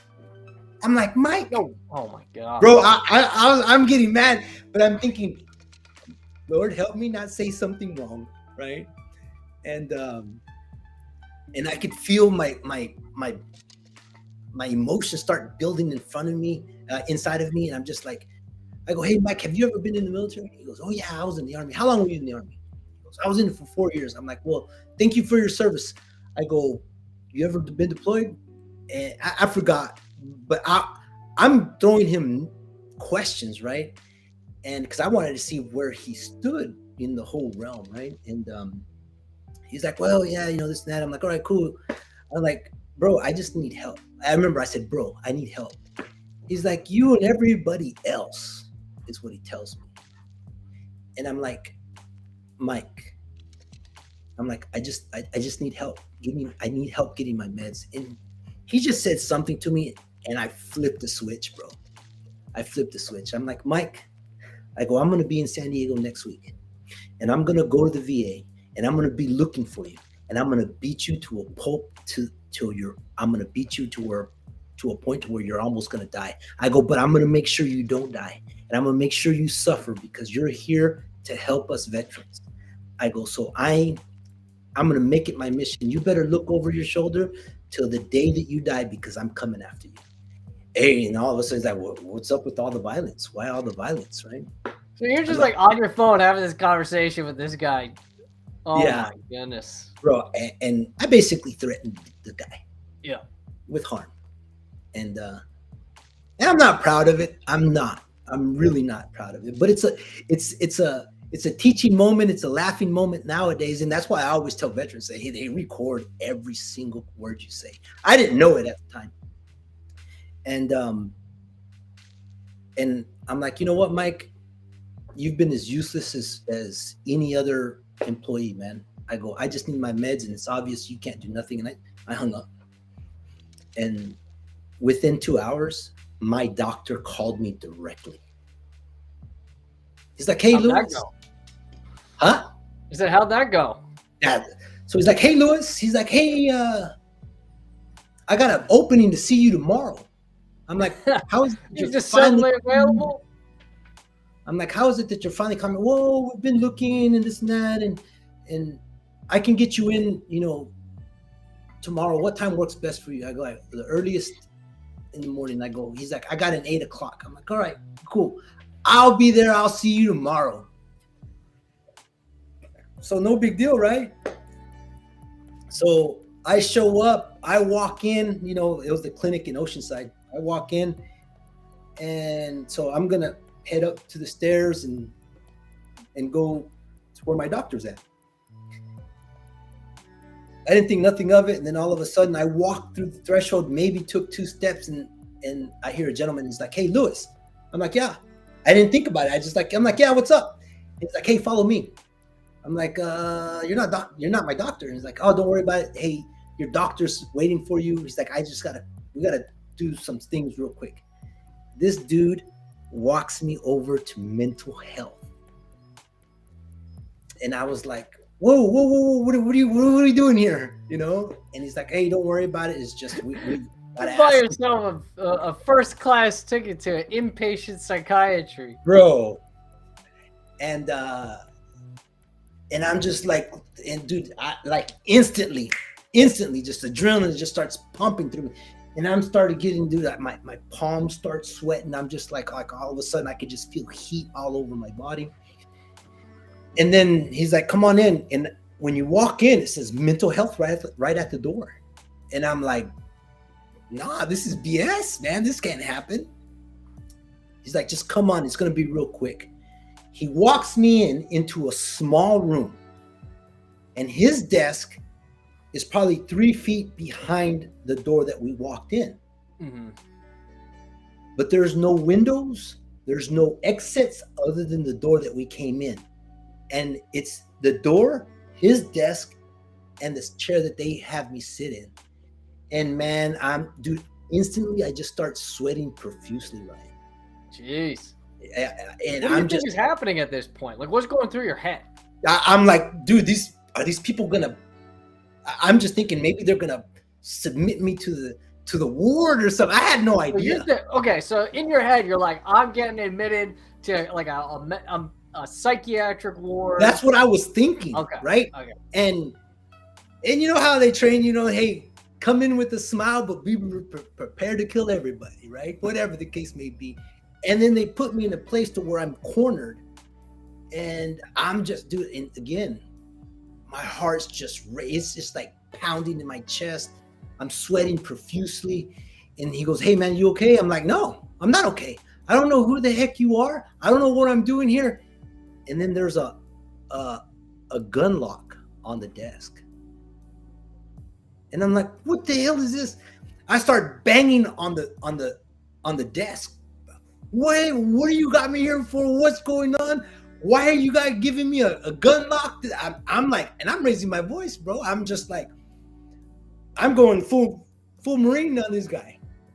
He's like, whoa, calm down. And all of a sudden he starts typing in he's looking at me, but he's typing in his computer. He's chatting with somebody, right? And I'm like, you better stop chatting. I'm like, dude, I was just paranoid, bro.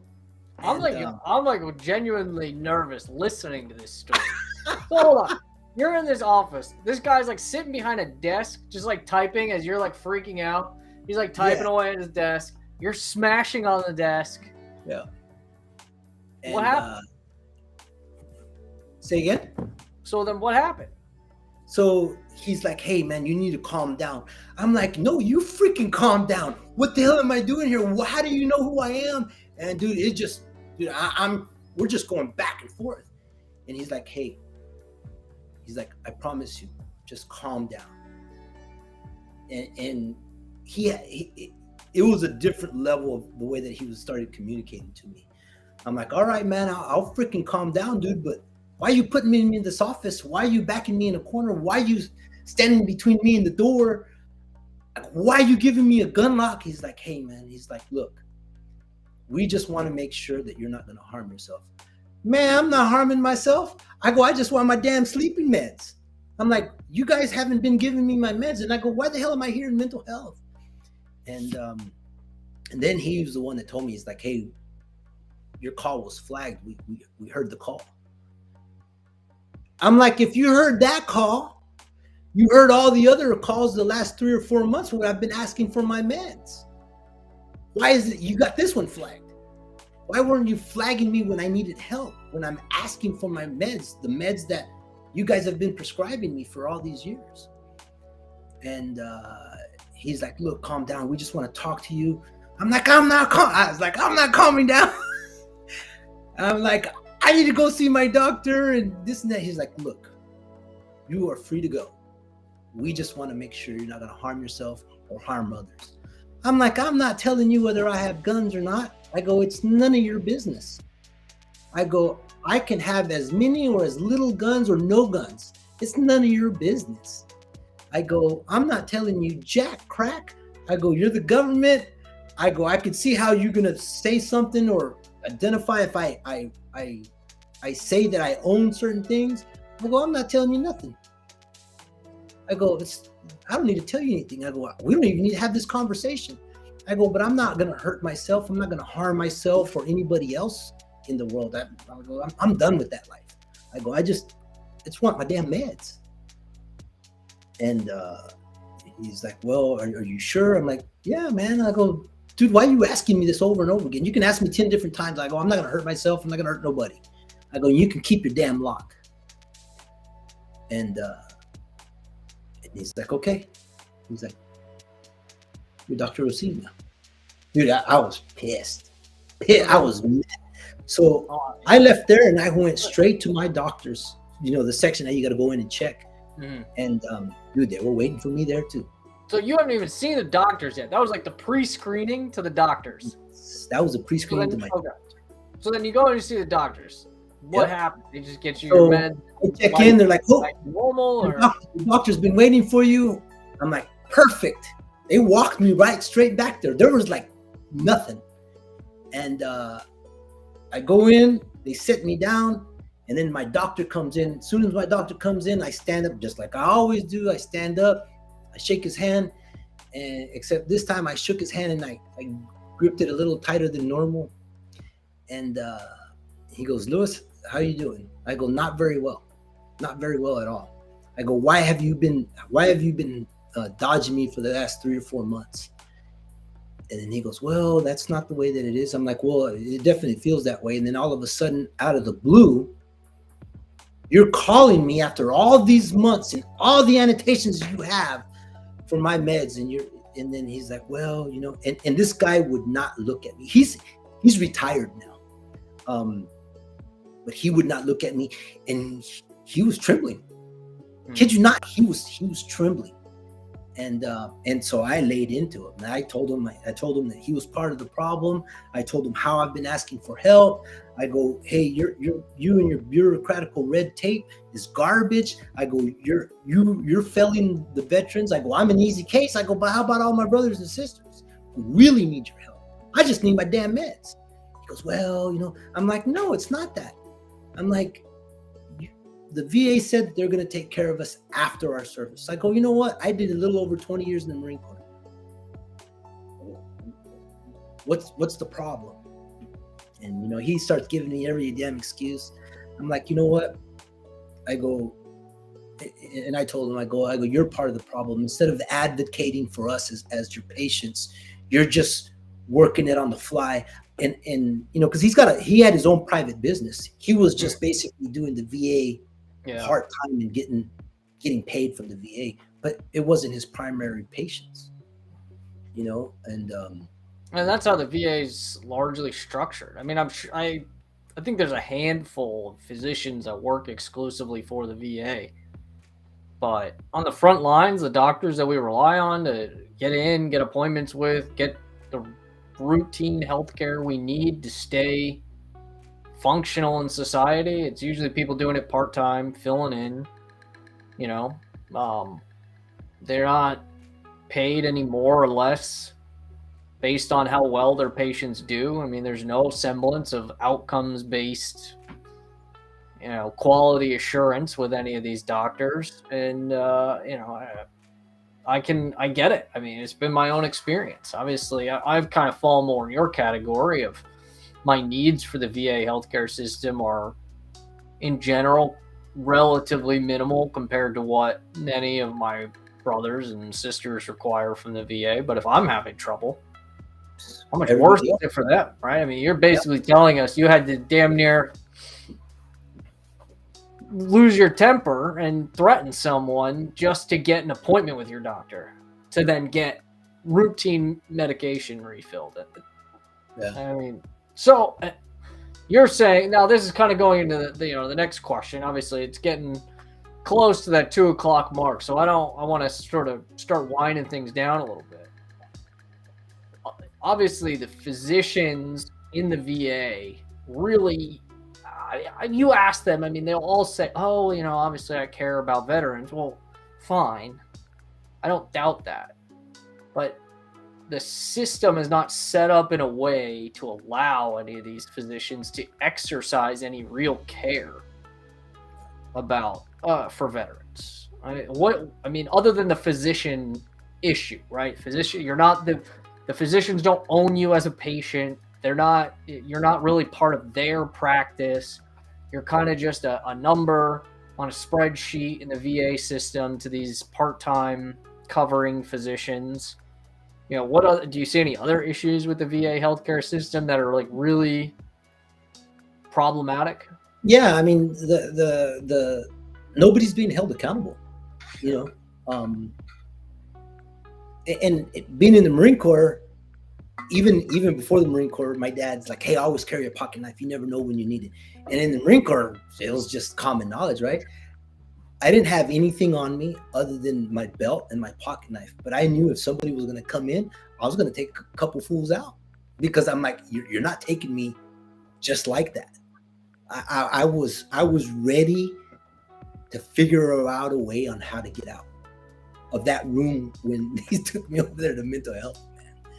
And dude, it was terrifying because I hadn't felt like that other than when I was deployed. You know what I mean?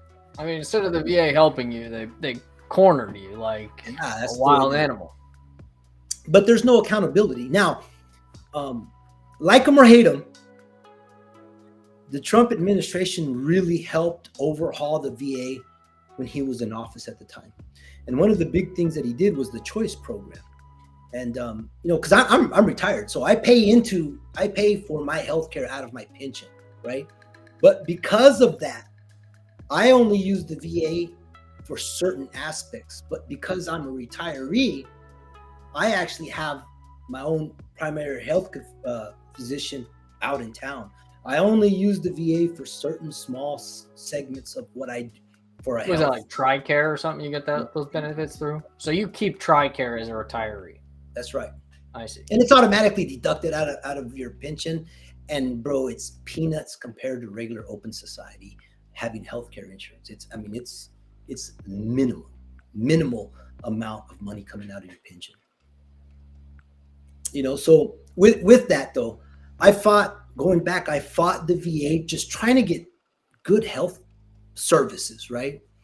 And when I retired, I retired with 70% at the time. After I retired, I went to go see the VA, and they rated me at 70%. And then I was like, but I was still having problems. I was still having surgeries after the Marine Corps, because I was beat up. And then this whole incident happened. And at that time, after that incident, I said, screw this. I can't do this by myself. I actually went and hired a consulting firm to fight on my behalf. And it was probably the best $5,800 I ever spent in my life. Because now everything is working well. Everything is smooth now. But there's a big difference from where I was at that point to where I am now. But veterans shouldn't have to go through something like that. Yeah. So I think obviously some of the big issues with the VA healthcare system, even if it's available, it's hard to navigate and even know that it's available. Yeah. I think veterans, for that reason, struggle to even take advantage of things that are owed to them, because they don't even know that it's there, that they have access to or even available. So that's an issue that's not that's owed to us. I don't think it's owed to us. I think it was just promised to us, right? And saying, hey, those are two different things. I'm saying like something you blatantly have access to, we just don't take advantage of it, right? Yeah. So the government dumps all this money into a program with the right intention, and veterans just like snub their nose at it, or they just don't even know it's available, or they just give up and they're like, well, screw them. You know what I mean? Because I was at that point, man.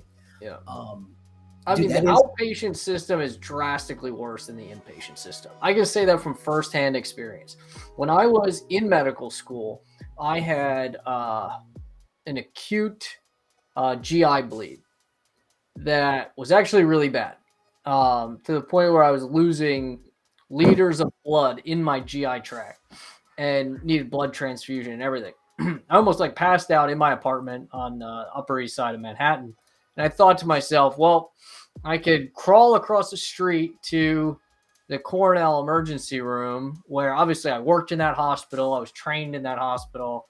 I just remember seeing patients sprawled across the walls, waiting hours and hours and hours in the emergency room. I was like, I don't care if it's one of the nicest hospitals in the city. I'm not sitting there for 3 days rotting in the emergency room while I'm literally bleeding into my insides. So I took an Uber down to the VA hospital. And, from there, it's like their emergency room is basically empty. It was like from the front door straight into the emergency room. Doctor comes right over, evaluates me. I had a little bit of an odd conversation with them because they were kind of weirdly perplexed that I was able to give them such clinically accurate information. I'm like, it's because I'm a medical student. I understand what's going on here. And they didn't believe me. It was kind of funny. So I finally convinced them that I'm not just blowing smoke up their rear ends. They say, okay, we're going to admit you to the hospital. And, being on the inpatient admitted to the hospital side, honestly, it would be nice if the facility was a little more modern, but other than that, the service was good. The nurses were not overworked, so they were very attentive. They were just happy to have a veteran patient who is not 90 years old with heart failure and dying. I was a young guy, pretty easy to talk to. I had a great time with the nurses on the inpatient side.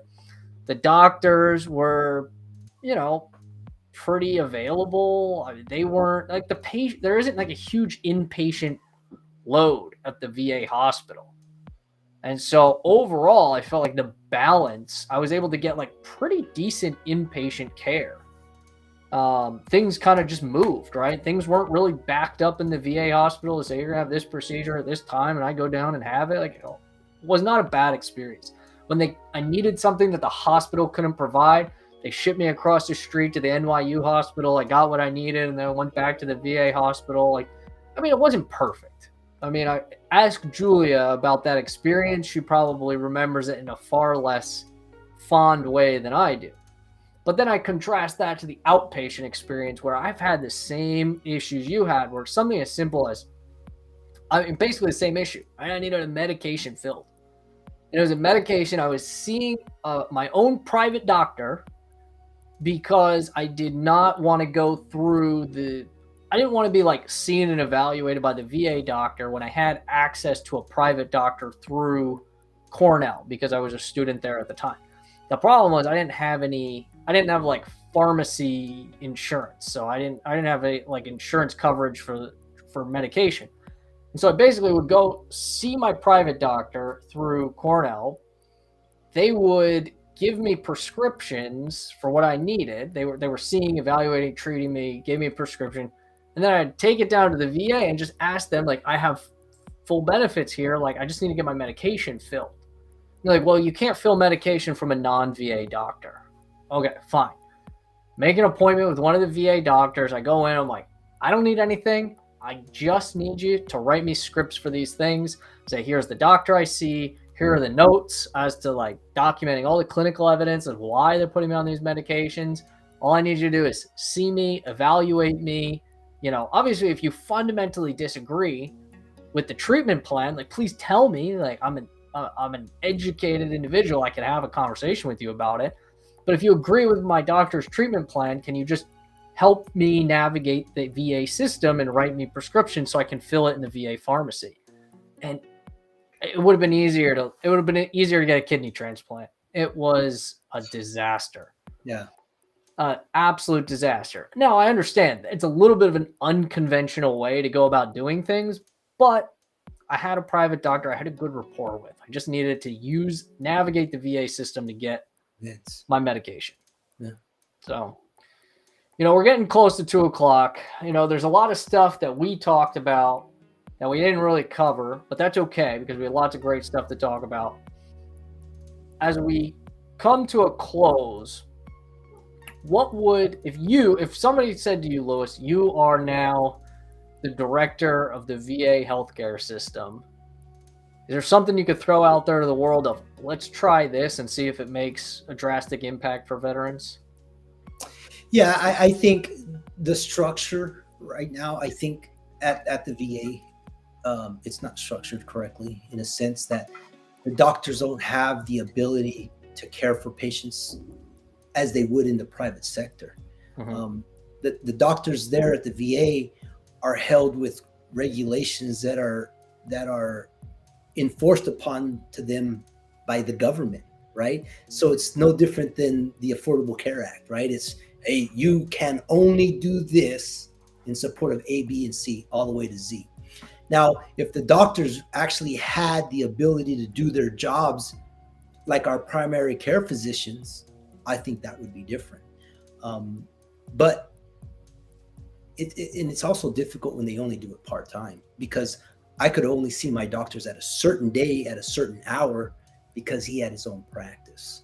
So if there's an incentive, if there's a way to incentivize the doctors in the VA to provide better services, and I don't mean that financially, or you could say financially, but if there was a better way of doing it, I think that would be best, because right now it's over-regulated through government bureaucracy.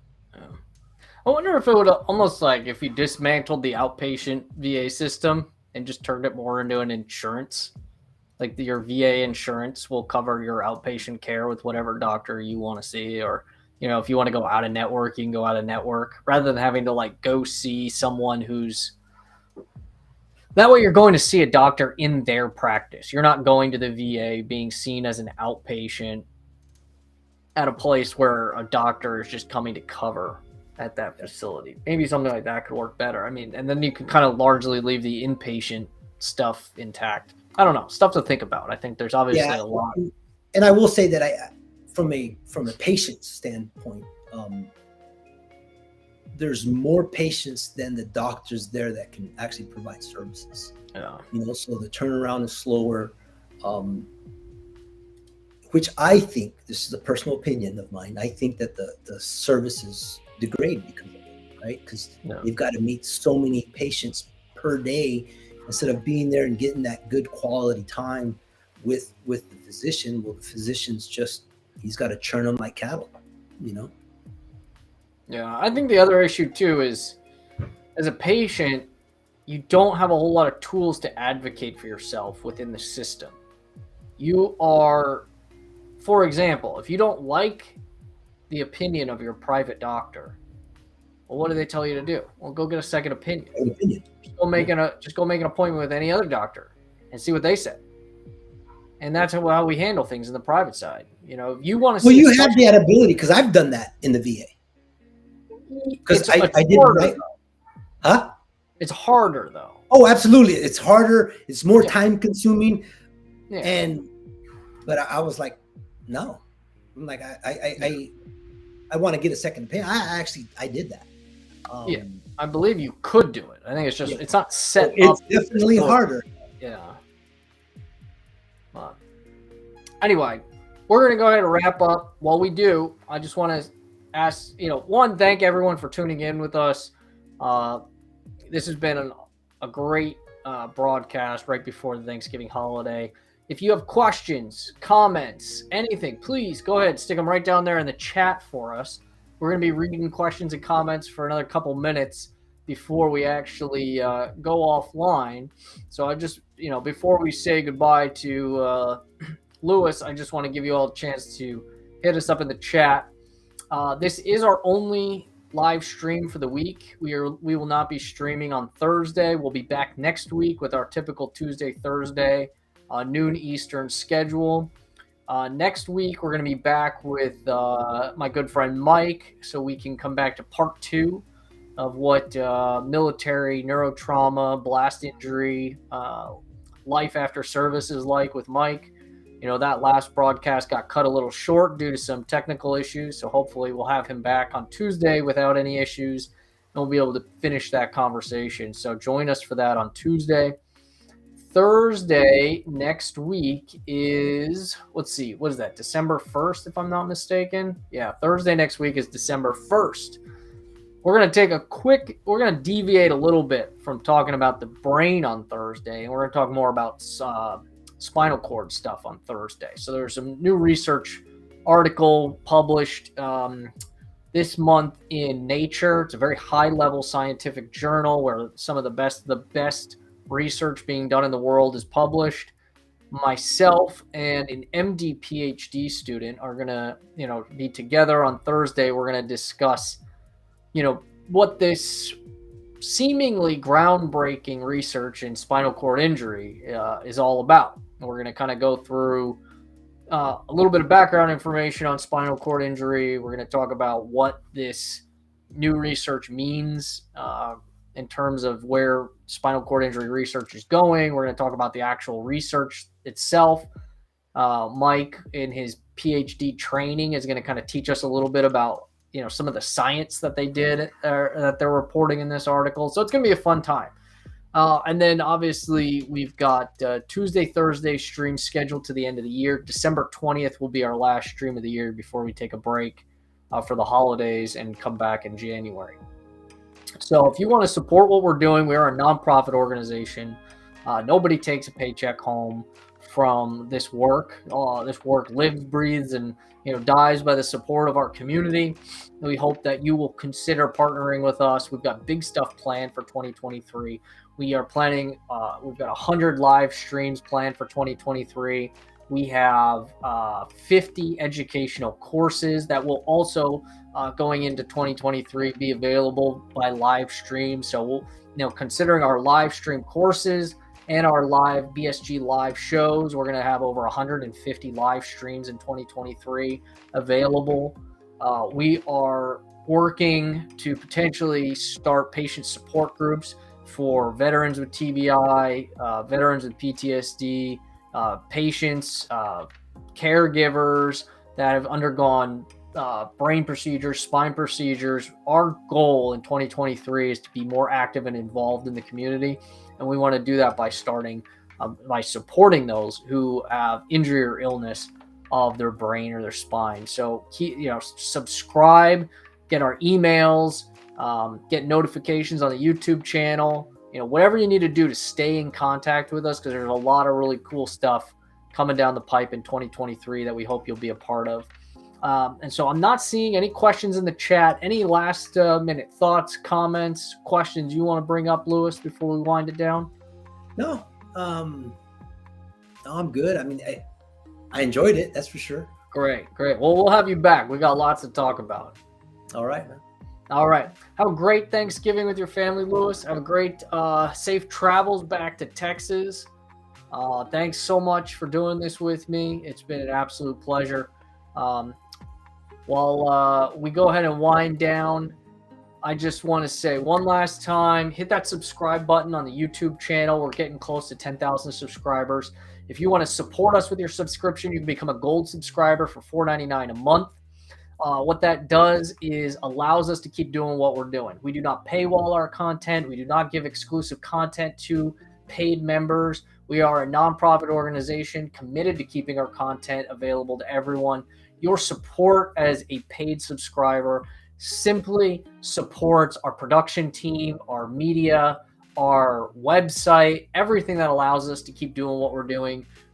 If you want to go above and beyond that YouTube subscription, you can go to our website, www.brainandspinegroup.org/support or neurosurgerytraining.org/support, and you can donate there. So thank you so much. We hope you'll consider giving an end-of-year donation. We're going to go offline now, and we'll see you next week, Tuesday at 12 noon.